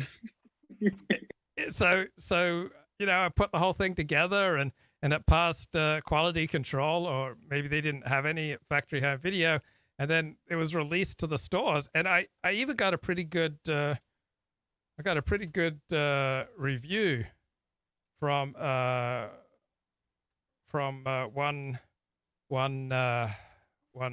Satisfied website. customer? No, from one website. They gave it like 3 out of 4 stars. But wow, damn. Yeah. Impressive. Yeah. So, but when it went out to the stores, it was like returned in droves. So that was kind of. Why do you think that is? It was too shocking. I think it was just too intellectual. Like the world wasn't ready for this kind of intellectually provocative. Yeah, well, that's the thing about being part of the avant-garde is you're ahead of the movement. You're a vanguard. It's sometimes have the right ideas. If executed too early, don't even end up being the right ideas at all. Unfortunately, you're a man ahead of your time. But at least. Hopefully you'll be remembered for your contributions. So hold on a second. There's a funny exchange in the chat that I think you should read, Luke, about Sheldon Adelson's son. Okay, let's have a look at the chat. Start with Half Galician. Half Galician. Sheldon Adelson's son died of a drug overdose. That's not very funny, Babs. And then and then Laponius. Sheldon was a great father. Look, it's not Sheldon. Look, his son was doing the best he could with the tools he had at the time to meet his needs. So like Sheldon paid all his employees when COVID hit. He paid all his employees. So yeah, so there's a thread on what women want on jerkoffzone.net. All right, hold on. I have to go, but I want to rewatch this over so I can hear the dulcet tones of our beautiful voices. Luke, where do the episodes go when the stream ends? They go on rumble.com/Luke Ford. Jesus. Rumble. Ooh, Rumble. All right, can you send me the link to this episode, please? I don't know how to fucking find this shit. No. Down. Sorry. Are Sorry. you talking to little Babs? You're telling little Babs to get down. This is inappropriate. Down. Yeah, I mean, he almost bit me. He's dangerous. All right, hold on. I mean, I have stuff on my hands, but please. I bet you do, but don't blame yourself. Right. I mean, I have things to attend to. Yeah, I will. You do. So blessings. See you soon. Don't beat yourself down. Like, you need to attend. Send me the Rumble link. I want to rewatch this. And also, the fact that you don't save the chat boxes is a travesty, and you should feel ashamed of yourself. Oh, yeah, I do. If you want the chat box, then you just have to become a member of this channel. So you can also watch the complete replays with the chat box for exclusive members of this channel. And depending on your tier level of membership, you get access to more and more content. So tier 1, you get like basic bitch, about 40 exclusive videos. Then you become a tier 2 member. You get an additional 20 videos with the chat box. And then you become a tier 3 member. Then you get another 30 videos with the chat box. The blessings that will rain down upon you if you become a member of this channel are bountiful and manifold and manifest. You will be stepping into the elite circle when you become a member of this channel. And life is so much sweeter when you're hanging out with the elites. Like, you don't know how good life could be, all right, until you become a member of the Luke Ford channel. Yeah, trust the plan. So from now on, trust the plan will be associated with, incoming disaster. Laponia says Trump wrecked the Republicans for the next 8 years. Bab says New York City is ready for Andrew Yang. He can win if he plays balls with the institutions, unions, and the left. Robert says that Yang seems too meek. Bro, you're only saying that because he hasn't squirted whipped cream into your mouth. Once you've tasted that whipped cream from Andrew Yang, you can never go back. Chuck Schumer needs to step up his security. A heckler transgender person got within a few feet of him yesterday. His security needs to do much, much better than that.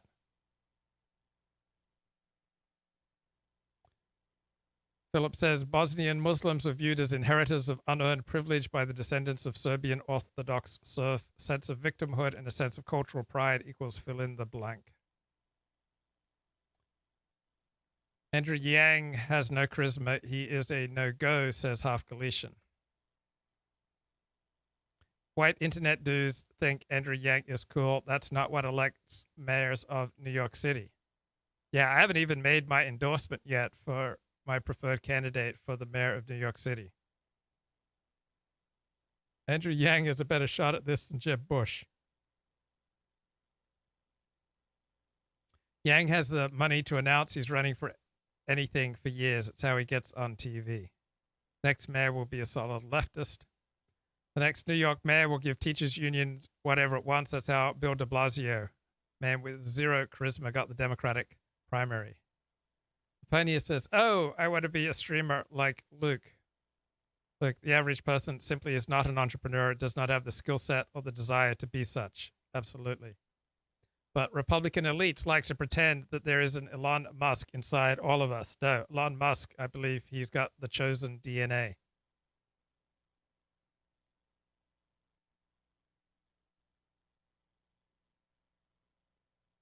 Robert Prosper says, since we can just print money, we can give people whatever they want. Galician says, people don't spend because of COVID. They think they can all participate in asset inflation via stock and crypto frenzies.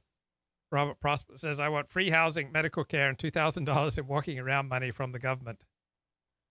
Laponia says, people are lazy, stupid, and masturbate too much, hence UBI, Universal Basic Income. And blessings to Doovid. Doovid, how's it going, man? Baruch Hashem. Baruch Hashem, thank God. Excellent. So what did you think of the Capitol Hill riot last week? Honestly, I was surprised that they didn't maintain a siege. Like, I mean, I'm pretty catastrophic. Like, you know, like I'm libertarian, as you know, basically my whole adult life. So, yeah, I got to admit, I thought that they were probably going to hold the Capitol for a period of time. So what's your analysis of who's responsible for this? Honestly, I wouldn't be surprised if it's foreign actors, and I'm still kind of conspiratorial about the coronavirus possibly being a bioweapon. But I wouldn't be surprised if that's the case, that it's coordinated coronavirus with the election, possibly meddling, tampering, discord, and a lot of the people who appeared at the rally probably don't even know like who they were talking to, who was telling him what to do and giving him good advice or any of these things. Like just like a lot of these internet personalities, like Brundle. I never asked him his name. I don't even know who the guy is. I mean, I'm not saying, but that possibly one of these actors could have been foreign. QAnon could be a foreign actor that gives people information about themselves to make them think it's the government. And then it's like a horror movie, God forbid, where there are thousands of people across the nation that were misled by some adversary force to come. I'm not sure. That would be my guess. I'm sure there was some organizing, but I would guess that it was agitated by probably foreign forces purposely to bring down America, and it might have worked. And as I said, like I'm still conspiratorial enough to be considering that coronavirus was a weapon, and whoever did coronavirus coordinated it with this. And which foreign actors do you think would most likely have participated? I mean, because the smoking gun obviously points to China, because the virus started there, because a lot of the media company are Chinese. These like DLive and the companies like TikTok, where a lot of the alternative media places are using, they're switching to Chinese media. And like, so like Charles Moscowitz, he's huge on TikTok. He's got like 5,000 subscribers. Is it possible that TikTok is, I don't know enough about it. I'm not on any of these. But if I were going to say there was a conspiracy, I would say it's probably elite, maybe Silicon Valley, God forbid, Jeffrey Epstein, or one of these higher forces that probably used the Chinese government, if they started the virus. So it's unclear. I don't think it would, although I don't know enough about China or forces within China. And I don't know if you agree with me, like I would not be surprised that these people hate us that much. That, not necessarily like God forbid, I'm not saying the Chinese government is trying to declare war on America, but I would not be surprised if there's people around the world that really despise us that much that they would have developed a virus to kill us, God forbid. Interesting. So is that not your perspective of human nature? Like all your human nature and the stuff you cover, it's out of the norm that someone hated humanity enough that they made this virus? No, I don't think that's impossible. And I think it's a very high chance that it did come from a Wuhan laboratory. So the question is whether it was deliberate or accidental. And perhaps to a degree, it doesn't even matter when you're that careless with something so deadly. Does it really matter whether it was deliberate or accidental? But I think we do have pretty solid knowledge that it did come from China. And well, I say it matters because if the evidence is pointing that it's coordinated, so okay, the virus is unclear, and maybe like it's a lot of uncertainty. Certainly, I have no direct evidence to say that there's any reason to think it's man-made. But now, when you're looking at the coordination of the elections, kind of like the computer software, it's very unclear were the elections fairly done. The media blackout, kind of just like Trump is gone, and all these various things to say that is it likely the same way coronavirus was like maybe it was someone attacking us, that what happened in the Capitol in the election was someone else also, and if that's the case, maybe it's the same force. Yeah. So how much do you blame Donald Trump for what happened on Capitol Hill last week? I mean, if he hadn't had the rally, it's very unlikely that would have happened. So, I mean, at some level, he has to have a certain amount of the blame. I'm not sure legally. I think it's going to be a disaster if everyone, it's like Alan Dershowitz, thousands of people are dying every day, and we want to use the law to like hunt down aggressive trespassers. And honestly, it may have been legal. I mean, saying like that, it should have been an open meeting, and the media hasn't even covered like the basic topic. And you compare it to like Brett Kavanaugh and all these other things where all these people were arrested. It's like, because the Capitol's supposed to be open, there's supposed to be people who are able to see what's going on, and if they want, God forbid, yell and get thrown out and arrested. And they've came up with special emergency, I mean, it's probably within the protocol, but because of the emergency orders of what's happening with COVID-19, that they don't have to have public meetings. And so I see that as a disaster here in Detroit. Also, like everything switched to Zoom, so there's no really voicing opinions. Everything's now closed door, and I'm predicting disaster. I think even if Biden does get in, it's just going to be a disaster. Maybe the credit rating of the U.S. Starts falling, and I don't see any of those Democrats that are going to bring back international confidence in America, and they're probably going to push for it. So, but just like to manage our decline, if they prefer Biden to manage our decline. I don't think Trump really had to manage our decline. Like the hope of Trump making America great again was basically zero.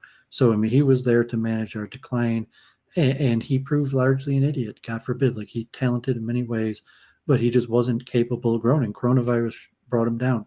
It's like, they claim, Donald Trump has an 150 IQs, and if Luke Ford's only, a good 30, 40 points lower IQ than Donald Trump, you figured out that coronavirus was serious, and Donald Trump, for whatever reason, just obviously couldn't grasp what's going on. He's still out there, and even if he's making a point, it didn't become expressed to America. Like his point was like,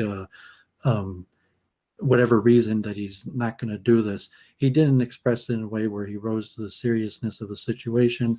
So I would basically say like Donald Trump ruined himself. Like I think the decline of America was, God forbid. I don't think anyone could have stopped that. I mean, what are you similar page, or you got a different perspective?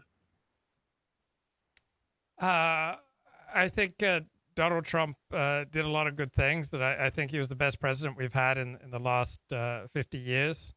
But he's also not terribly good at running things. So there's certainly very dramatic weaknesses, both with his character and with his lack of organization and presidential skills.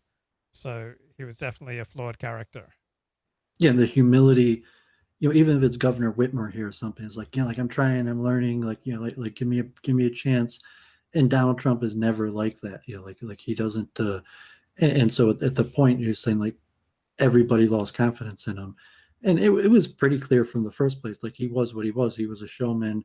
He was, basically he played a businessman on TV more than actually being a businessman. He licensed out his name, and people believed what they wanted to believe. Like, I spoke to you years ago, and I gave you my assessment of Trump, and I think I'm still pretty accurate.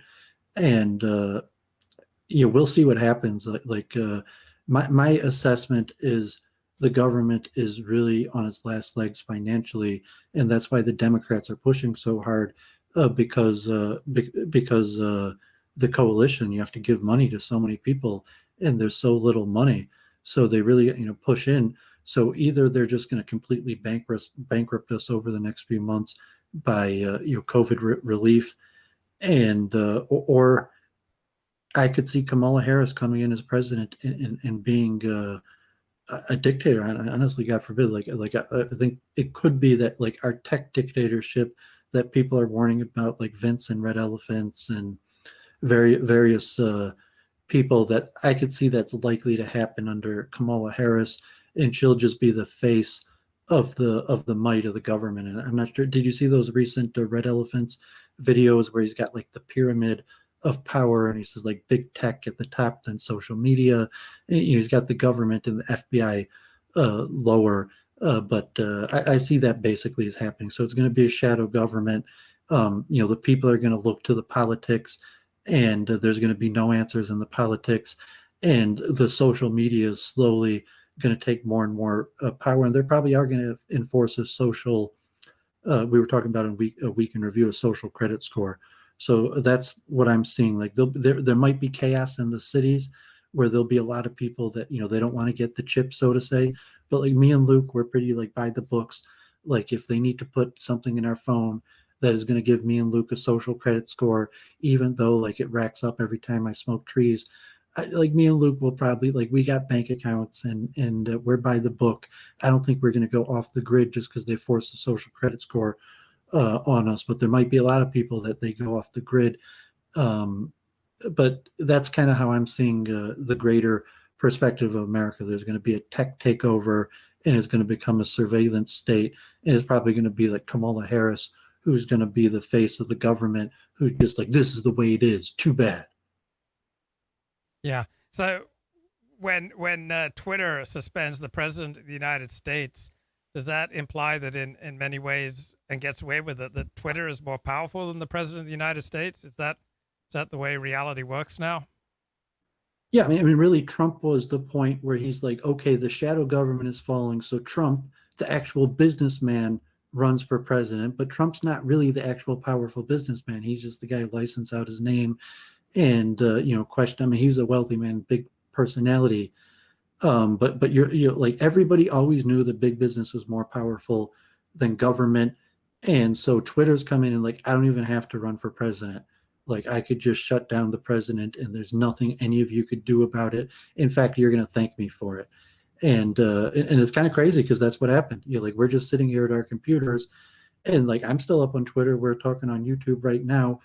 I don't have any information. Like, like, we talked to some pretty sketchy characters. You're a pretty big YouTube personality. You probably got a better feel than your average person, but like, it's really hard to know what's going on. That's why I'm saying if big tech and they just start doing this stuff, it's like, you got demonetized a few times, you got a few strikes, and at the end of the day, you might have complained, you might have attempted, but like, you fell into compliance with their rules.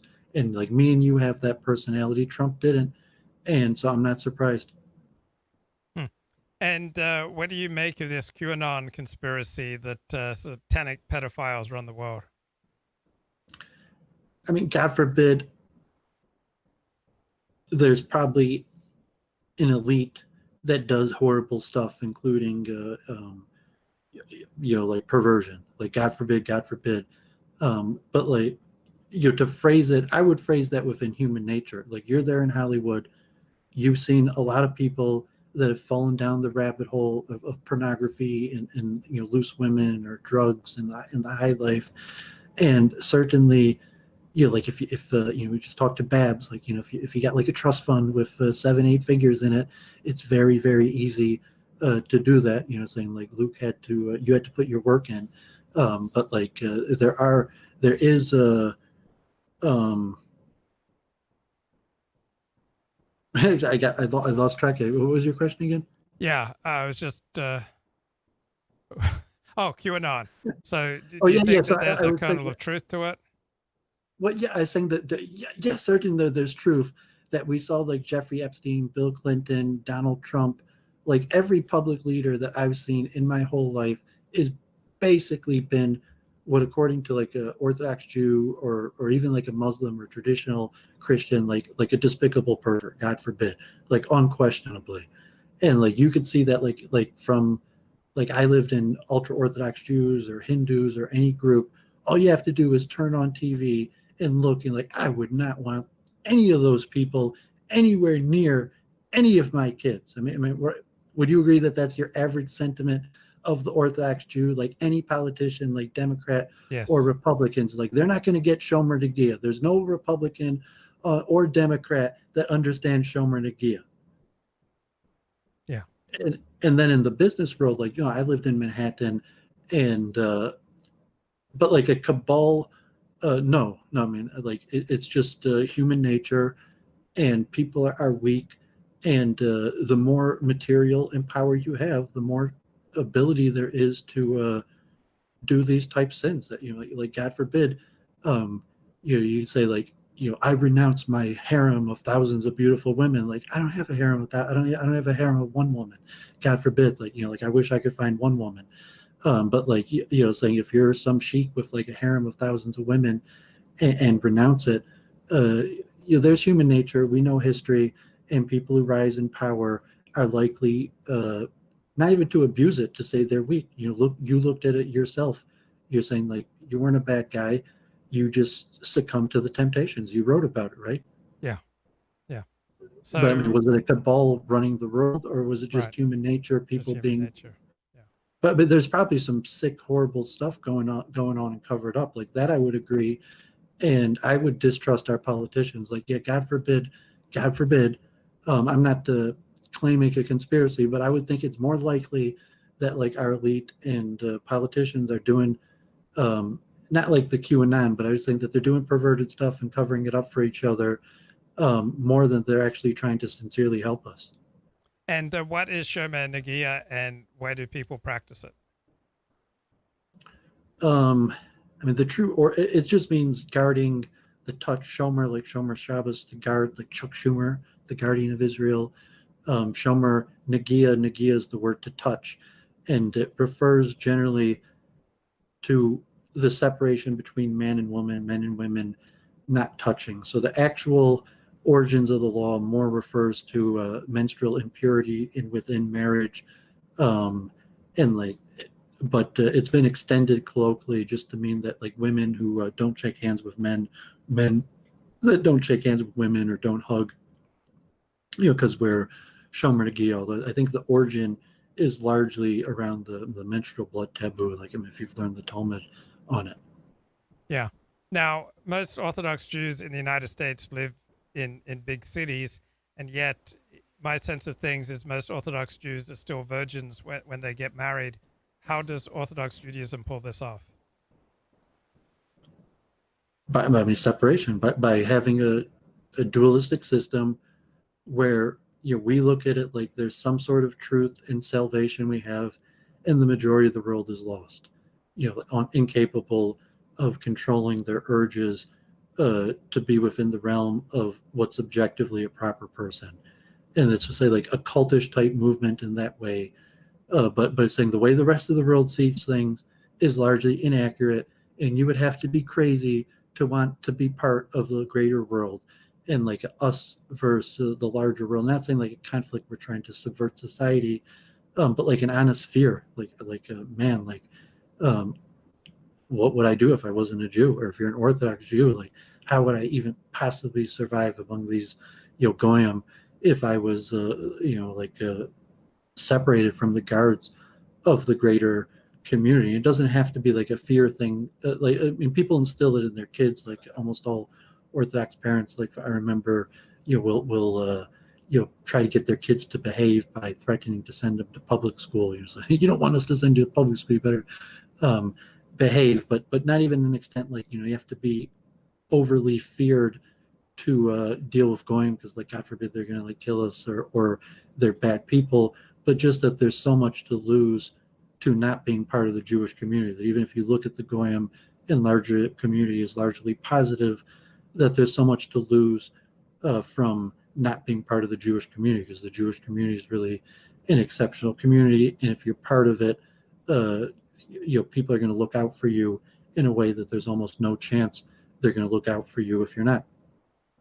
Yeah. And what are the social consequences for promiscuity for, say, girls, over, say, the age of 15, and boys? Are there God forbid you social? didn't say you said 18, right? Or you said 15. No, from 15 on. I mean, if someone starts becoming promiscuous as a teen, what are the social consequences for an Orthodox Jewish teen who develops Orthodox. a reputation for being promiscuous? Right. I mean, if you said Jewish in general, like if I mean, God forbid, like statutory rape or something like that. But if you're talking like Jewish schools that are secular, they might even like hand out condoms and have sex education, and not mind couples in high school having sexual activity and actually encouraging it. I'm sure you're out there in LA. I'm sure there's some Jewish influenced schools that are like that. But in Orthodoxy, I mean, that would be completely forbidden. It would largely permanently ruin the girl's regular standing within the community.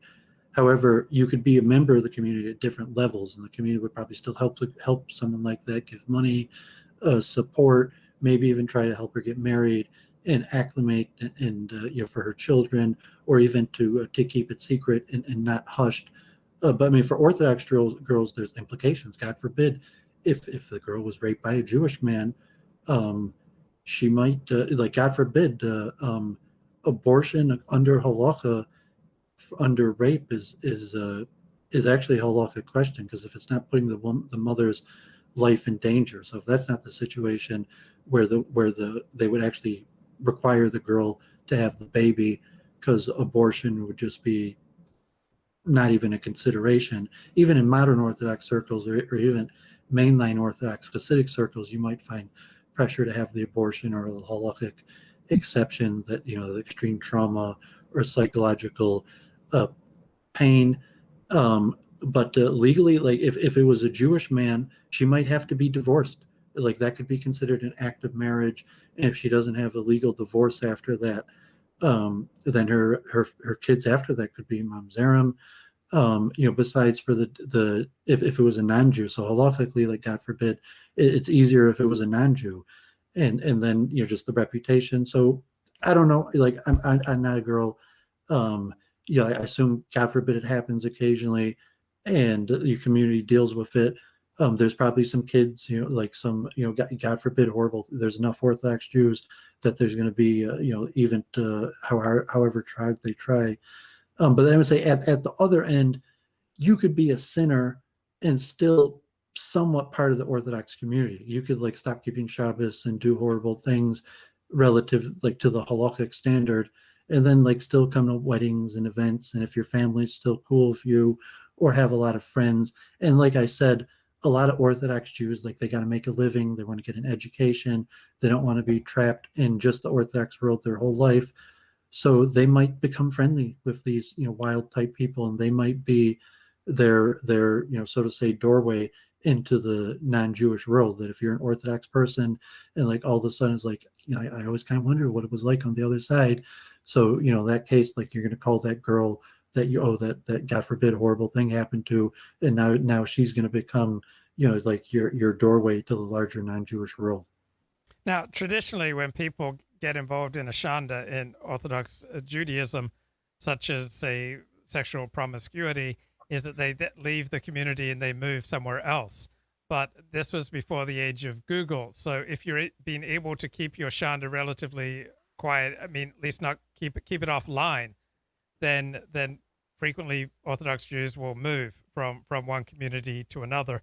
That's kind of the traditional way of dealing with being caught in a shanda. Is that accurate? Yeah, possibly. But I mean, you have to, the more money or the more power connections you have, maybe the better someone would be able to handle it. Some people don't mind, just everybody knows that's my karma, God forbid. Moving, covering it up, but sometimes it doesn't really matter. And then God forbid, you could say this, I mean, you would know this better than me, God forbid, and I'll put it back to you. I'll give you my thought on it, that sometimes those women will have an advantage in the shidduch market because, if your parents aren't setting you up and your rabbi's not setting you up, and you have to largely go through the services or singles, that it favors the women. Like Orthodox, modern Orthodox dating circles, it's almost always like 3-4 guys to one, and a lot of times the girls aren't used to dealing with men. So a lot of time, God forbid, like former promiscuous Jewish women, it could actually have quite an advantage in the Orthodox dating market. And I mean, but you would definitely know more about that than me. But I mean, I don't even know. I wouldn't. I'd like talk about it publicly. But I mean, COVID, like, the government's falling apart, the world's coming to an end. Why not? Yeah. Yeah. So what do you notice about people moving to, say, escape from a shanda? Does that used to be the traditional practice?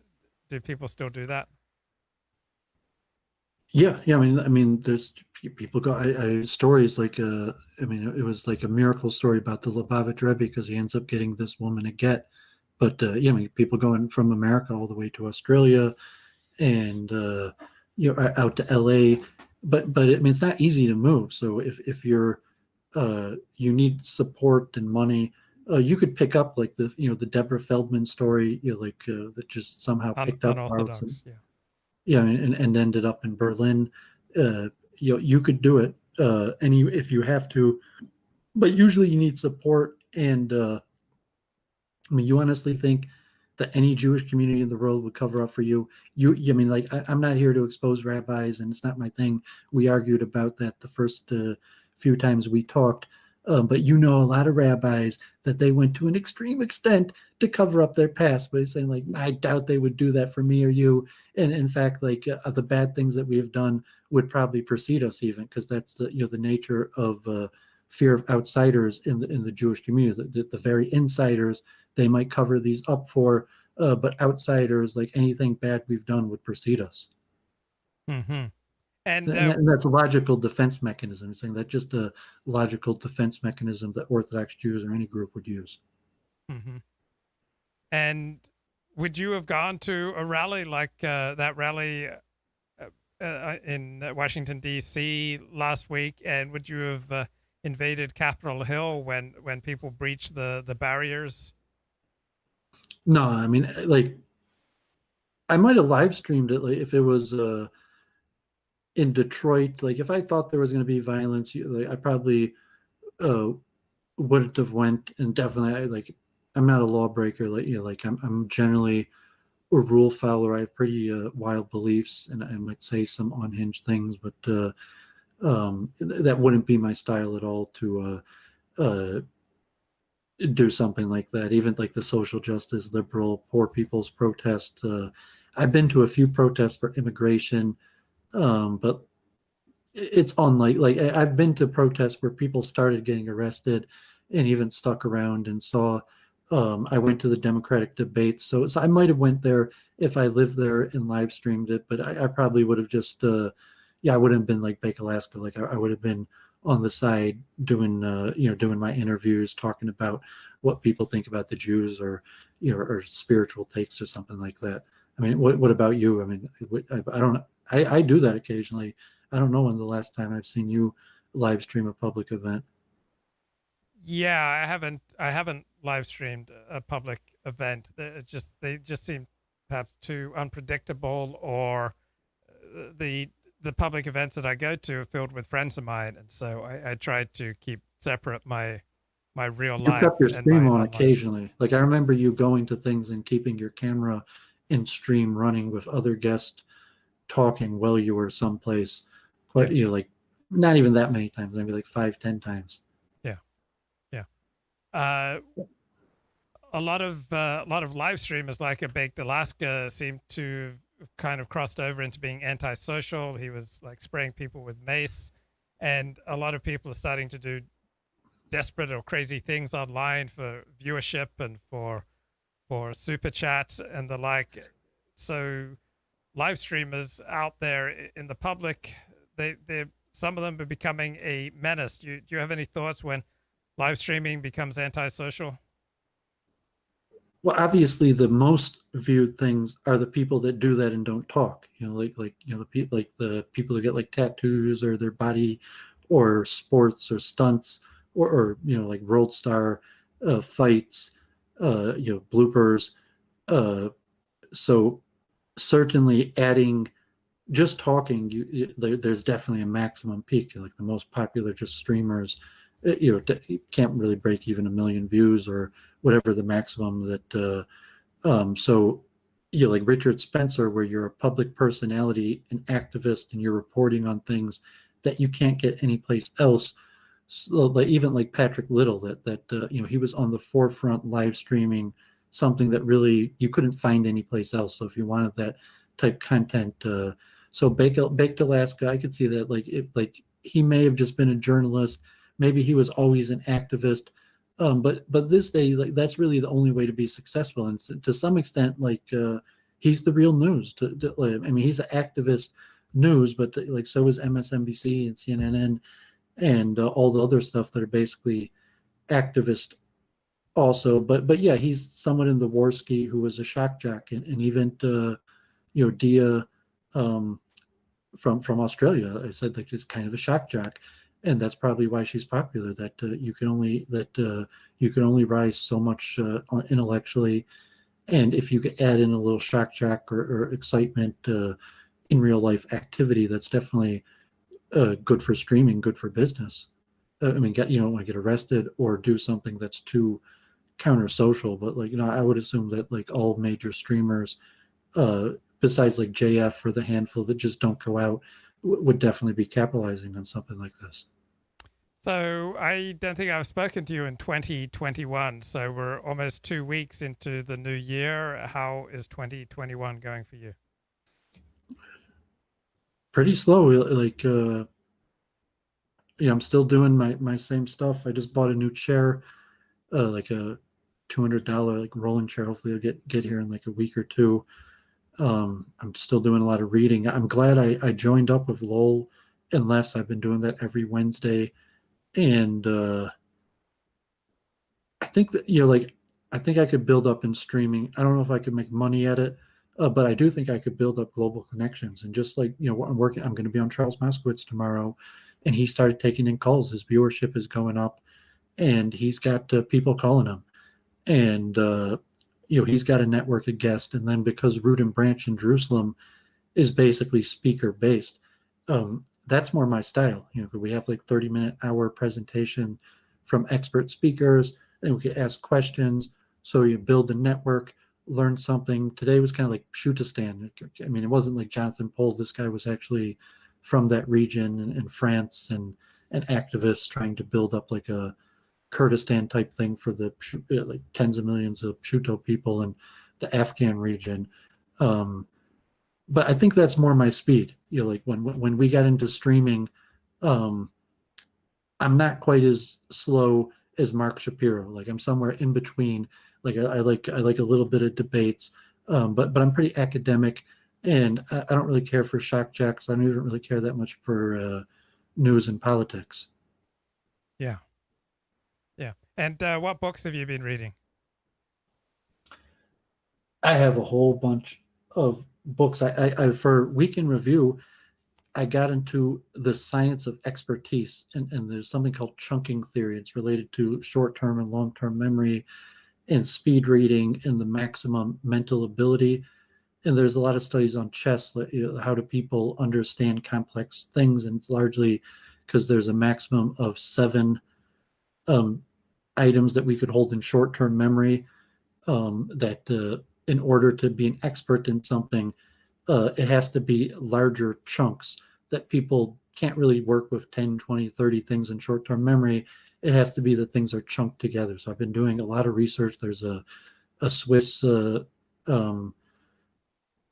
neuroscientist, psychologist, Gobit. I even did some streams on this, but I found that research fascinating, and it's especially interesting because a lot of the groundbreaking research is in chess.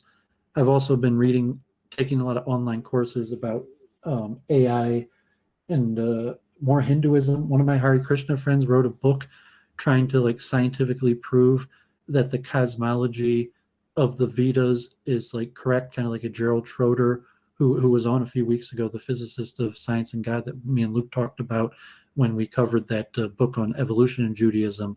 But we spoke to him.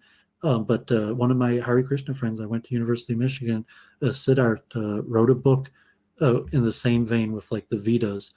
and so that's pretty interesting. I'm still reading a lot of Judaism studies. Like I did my stream on reincarnation this week with Jennifer, and I was able to demonstrate basically that Jews believe in reincarnation, from our own texts. And we did a stream on that. Jennifer did her presentation, and I did my presentation. Kind of like I didn't really believe in reincarnation until I went to Jerusalem, and the rabbis informed me that Jews believe in reincarnation. And then you see in our texts that, like in the Torah and the Talmud, there's not much about it, but in modern times, reincarnations became pretty much accepted. It's not like one of my mind's 13 principles, but I did a lot of reading on that. I hope to put a stream together, and but that was a pretty good show with Jennifer on that topic. So hopefully I'm going to get back to doing some of these Ask the Rabbi streams. COVID-19, I'm buckling in for the long time. Like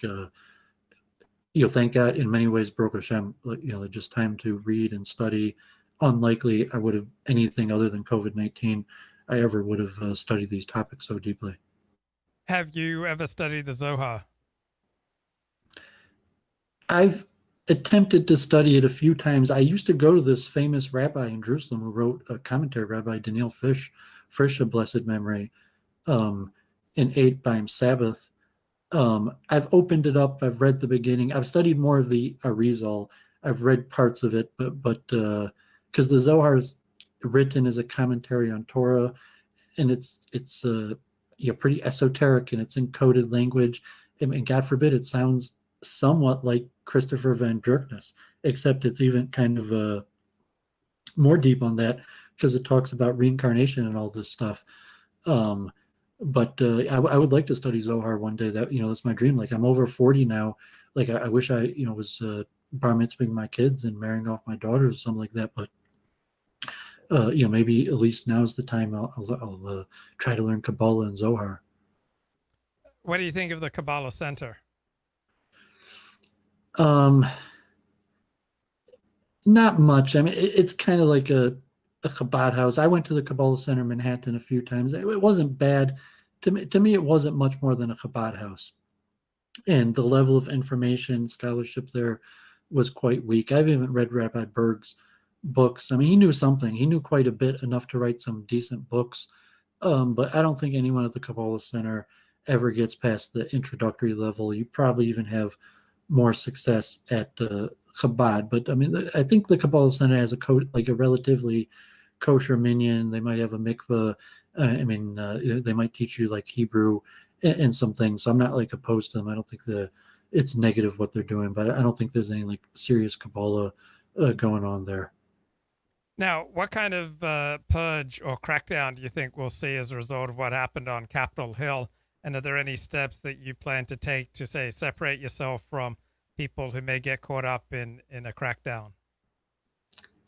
I don't think I have any. I mean, besides for talking to a few people on YouTube, I'm not connected with anyone like that I know that went there, like personally. Maybe someone watches me on YouTube or that I would have spoken to. I don't know if you saw in Michigan, the Dana Nessel, the Attorney General, is going to bring charges against Governor Snyder for the Flint water crisis that was already like 6-7 years ago. And I don't know how that case is going to go. It's Alan Dershowitz warning, but I assume the Democrats are going to try to go after everybody, ruin their lives, and COVID-19 is probably going to spin out of control, and it's going to be a disaster. And I'm agreeing with Vince and Red Elephants. I think big tech is just going to do it, and there's nothing we're going to be able to do about it. The government's going to be less efficient at doing things and God forbid, I'm not officially with the Jewish organizations, but I think the FBI is already overworked, just dealing with with all the trolls who make stupid phone calls or paint a swastika somewhere that I went to an event. I didn't put it on my stream, but like the numbers of there's not that many FBI staff or police staff that you can't really rely on the government to be able to crack down on something. That's the point of the militia. So I mean, for me, it's completely misfounded. It's going to backfire. It could ruin the country. but God forbid, like when you trade stocks, the trend is your friend. And I think it's more likely that they're going to double down on the strategy. Just say the most likely thing is the trend continues, and the Democrats, like, how could they possibly not get in power? And the first thing they do, like, rain hell on all of Trump and the other policy. That's the way our system works, and that's why I think it's going to fall. Like, I don't see it. I don't see it being stable anymore. I think it's going to collapse. You know anyone in your real life who's into QAnon? Previous to COVID-19, I mean, like, COVID-19, I only deal with like like 5 people in the last year. Like, I almost a year. Like, I've only dealt with basically 5 people.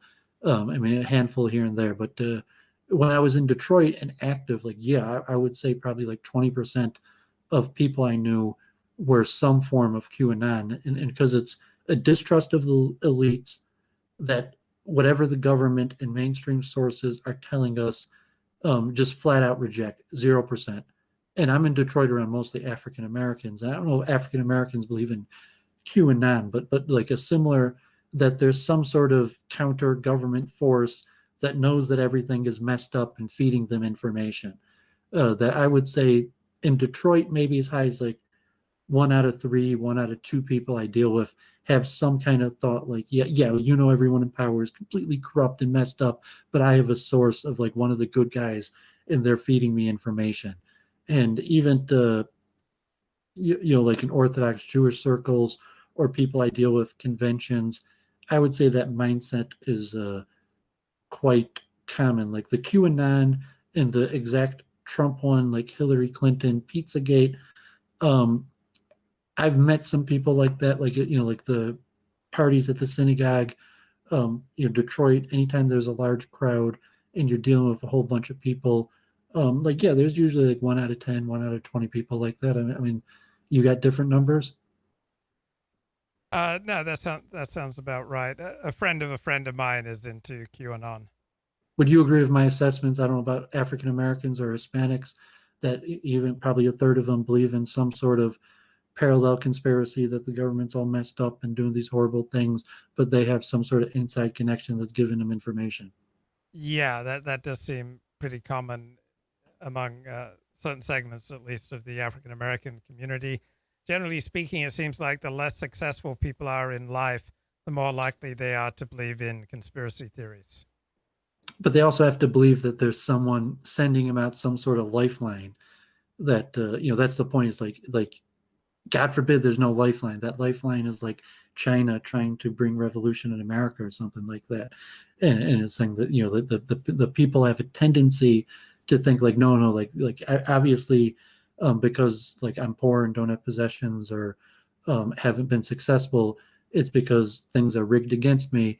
But like I have some sort of lifeline. There's someone in the center that really does want to give me a shot, as opposed to, you know, when you become more radicalized, when you say there is no one in the center that wants to give me a chance. Every single one of those people are against me. And so that's even possibly more dangerous than QAnon. Mm. So Jack Dorsey, who runs Twitter, says, I do not celebrate or feel pride in our having to ban Donald Trump from Twitter or how we got here. After a clear warning, we'd take this action. We made a decision with the best information we had based on threats to physical safety, both on and off Twitter. Was this correct? I believe this was the right decision for Twitter. We faced an extraordinary and untenable circumstance, forcing us to focus all our actions on public safety. Offline harm as a result of online speech is demonstrably real, and that's what drives our policy and enforcement above all. Having to ban an account has real and significant ramifications. I feel a ban is a failure of ours ultimately to promote a healthy conversation. Having to take these actions fragments the public conversation. They divide us. They limit the potential for clarification, redemption, and learning, and sets a precedent I feel is dangerous. The power an individual or corporation has over a part of our global public conversation. Any thoughts on Jack's thoughts on banning Donald Trump from Twitter? I've been listening to Alan Dershowitz, his own channel now. Have you seen the Dersh Show? No. I don't listen to every single show, but it's like, what about Iran? What about we know that there's people killing each other using Twitter, like there's human violations around the world. Thinking like an alt-right site, I just saw something about, like Nigeria, they're not going to ban in Nigeria. So I would read into it like that's just what they're telling us. Like God forbid, everybody knows that that's not true. There's enough information that contradicts that basically no one is going to believe that. So I would interpret that to mean is that they think they're going to be able to run the U.S. as a shadow government. Like the reason they're not going to ban the Ayatollah of Iran is because they don't have any power over him. And if they ban him, it's just going to make things worse. And the reason they're not using that consistent logic here in America with Trump is because they think they can control what's going to happen in America and with the Biden industry. And they probably at this point, I would basically assume that like Vincent James saying like big tech, social media is like 100 times ahead of the FBI, the government, the CIA, like the level of information and even like money, technology. It's even like are people really that dumb? Like Luke, did you ever work in a government office? No, but I've been to the DMV. And who would have thought that the government has good security? It's like no, the government usually contracts like the cheapest security. Most of the time, the government doesn't even have their own security, and if they do, they usually contract like the cheapest labor. And you're saying the police and even the elite government forces. I don't think there's anybody who like outside of like maybe a handful of elite government agencies or a few departments that maybe have good police forces would have thought that the government has good security. But I think in that nature that Dorsey and the Silicon Valley, whatever cabal, Bilderbergs, or wherever the these groups of people are meeting to decide which direction they want to move America forward, that they've decided that they're going to be able to run a shadow government under Biden, Kamala Harris, and Trump and his supporters. There's nothing they're going to be able to do about it, as opposed to say like Iran or Nigeria, where they think the exact opposite, that they can't ban these guys because they can't do anything about them anyways. Mm-hmm. Now, what do you think is a more likely path to power, to be virtuous and righteous, or to be ruthless and unethical? Well, to be virtuous and righteous, you're never going to obtain power because power is not a worthy goal. And say like respect, and even say like run away from honor. The Talmud says, I forget the exact location, but you run away from honor, honor chases you. And but it doesn't even say that about power. That power is generally seen as something bad that a righteous person would have no desire to obtain, right? Yes. Yeah. Okay. Is there anything else that you want to touch on before I move on? Yeah, I just say like it's not the direction you're taking your show in, and I appreciate you kind of starting me off and still talking, and like I still do the weekly show with Charles. I'm happy to talk with you, even whenever. But I'm enjoying the Root and Branch, just to be in Jerusalem, like and part of a show that's being broadcast from Jerusalem with people in Jerusalem, kind of like average people, a dentist and a journalist, probably Les and Lowell are probably comparable to the type guys that me and you pray with, and it's conversational where so I'm skeptical that that's going to pick up, and even you're having a hard time with numbers, and I don't even think that there's any chance that we'll be able to do as good as you, but I'm enjoying it and I'm gaining from it, and hopefully we're going to be able to create some type of network, start booking people cross platforms. Like I have a lot of goals, and I think it's possible over the next few months. Maybe even me and Jennifer are going to try to open up some sort of business where we try to like walk people into how to be a streamer, do the technology for them. So I had a few thoughts on that, but nothing concrete. So just best wishes. Always a pleasure to talk. Stay safe. Great. Good to talk to you, Doovid. Take care, my friend. Okay, we'll talk again soon.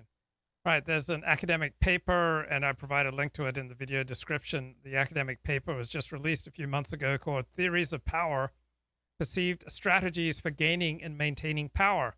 So Aristotle believed that power was given to those who acted virtuously and righteously to promote the greater good. Then Niccolo Machiavelli, nearly 2,000 years later, argued that power was taken through the use of manipulation, coercion, and strategic violence. So influencing others is the crux of power in this academic paper. People rise to power to the extent they influence other people's thoughts, emotions, actions, and well-being. So when Dennis Prager says he's not interested in power, he's only interested in influence, well, from the perspective at least of this academic paper, influence is powerful. So the powerful regularly make decisions that impact the lives of others. So how do people gain and maintain power through influence? So Aristotle defined the qualities of an ideal political leader back in 350 BCE. He emphasized virtues such as courage, justice, and temperance.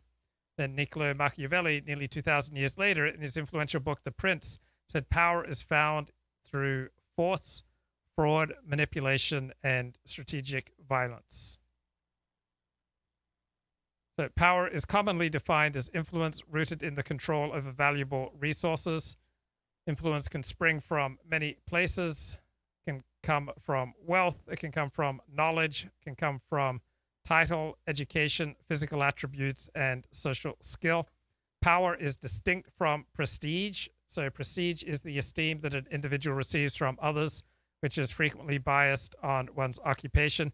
Prestige affords the opportunity to influence others by sharing thoughts, opinions, and advice. Power is different from social class. Social class is a mixture of prestige of one's work, family, and education, and it tends to combine into objective and subjective senses of one's status in society. The wealthy are often afforded social influence, either freely given to them by others who wish to copy their path to success, or more forcefully through resource control. So gaining power and social influence derives from a variety of factors. Power is distinct from dominance. Dominance is a set of interpersonal strategies by which the individual exerts coercive control over others. But physically formidable men are often afforded power in cooperative groups. Divergent strategies to achieving power lie at the heart of the writings of Aristotle and Machiavelli. So the way that you think about power is going to affect how you view the news, how you view the Capitol Hill takeover and sit-in, just as your theories about academic achievement are going to predict how well you do in school. So if you believe that academic achievement is essentially a reflection of somebody's essential qualities, okay, that some people are just born smart and other people are just born dumb, then you're not going to be as resilient when dealing with academic setbacks in all likelihood. So there's the essentialist argument that academic achievement reflects what someone essentially is by and large. That's my perspective, that academic achievement largely reflects one's IQ. Then there's the incremental theory, that it's just an incremental series of disciplines that combine to create a student's academic trajectory. So too, beliefs about emotions, whether they're changeable or not, that predicts the use of different emotion regulation strategies. There is the collaborative theory of power, which came from Aristotle. So he reasoned that virtuous actions, righteous deeds are the surest path to power, that the virtuous leader was likely to gain and maintain social influence through acts of temperance, courage, humility, and magnanimity. Once occupying a position of power, he believed that a person of virtue would bear in mind the interests of all, rather than resorting to the gratification of narrow self-interest or just catering to a privileged minority. So early social science studies reflected this type of thinking. They saw that people who acted in ways to advance collective interests were more likely to rise to power in schools, organizations, and military units. The powerful individual tended to have a collaborative mixture of traits, tended to be enthusiastic towards others, focused on goals and tasks, and open to new ideas. And the groups tended to give power to individuals who advanced the greater good through collaborative action. So one study back in 1993 described the individual who rises to power as generous, brave in combat, wise in making decisions, apt at resolving intragroup conflicts, a good speaker, fair, impartial, reliable, tactful, morally upright, strong, and assertive.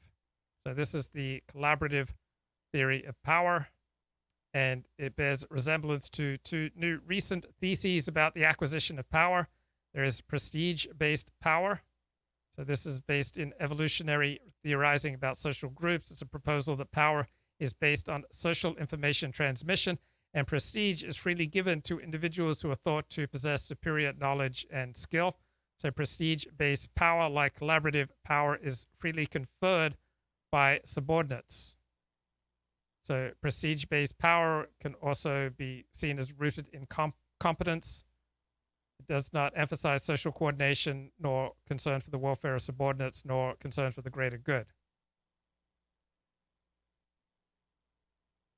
Then there is the guilt-prone leader. So this is based on the assumption that individuals with a strong sense of responsibility to other people are more likely to gain power, that these individuals do not grab power, but are given power by others. They put the needs of others above their own, and they receive other people's respect in turn. So a study of 161 employees in one large organization found that people rise in status to the extent that they are perceived as generous to others. Just over and over again. And also, I think, there's a legitimacy crisis, in terms of like Republicans hating Democrats and thinking that Democrats are satanic pedophiles. But there's also just a legitimacy crisis in terms of just basic competency. Yes. And I think a lot of that was Trump, sure, but a lot of that was just the U.S. response to the coronavirus. We look like fools. And China might be kind of getting the bad end of the stick now. You can look around the world and polling of China, it's like gone down in prestige or whatever. But I wonder if a lot of that is almost jealousy. Like you guys are having parties right now or going to the movie theater and we're not. And we blame you for this. You made us look bad. And but I don't think anyone around the world could look to the United States as some kind of model, or they have it so much better. Like they're so much more competent. We should use the American system. We should bring that here. Is any country in their right mind saying that at this point? I think the EU deal with China is also interesting in terms of American empire. Well, it shows that they're forming their own alliances and economic interests, but it also is a step away from American hegemony. No question. The China situation is in itself kind of contradictory because China, it's been Chimerica. It's been designed in California, built in China type, the iPhone, basically. And so China has not been like off on its own island. China has been fully integrated into the American system. But nevertheless, they clearly are now feeling the pressure from the United States in this kind of, trade war and so on. They have their own dreams of glory. And how exactly this is going to shake out, I don't know.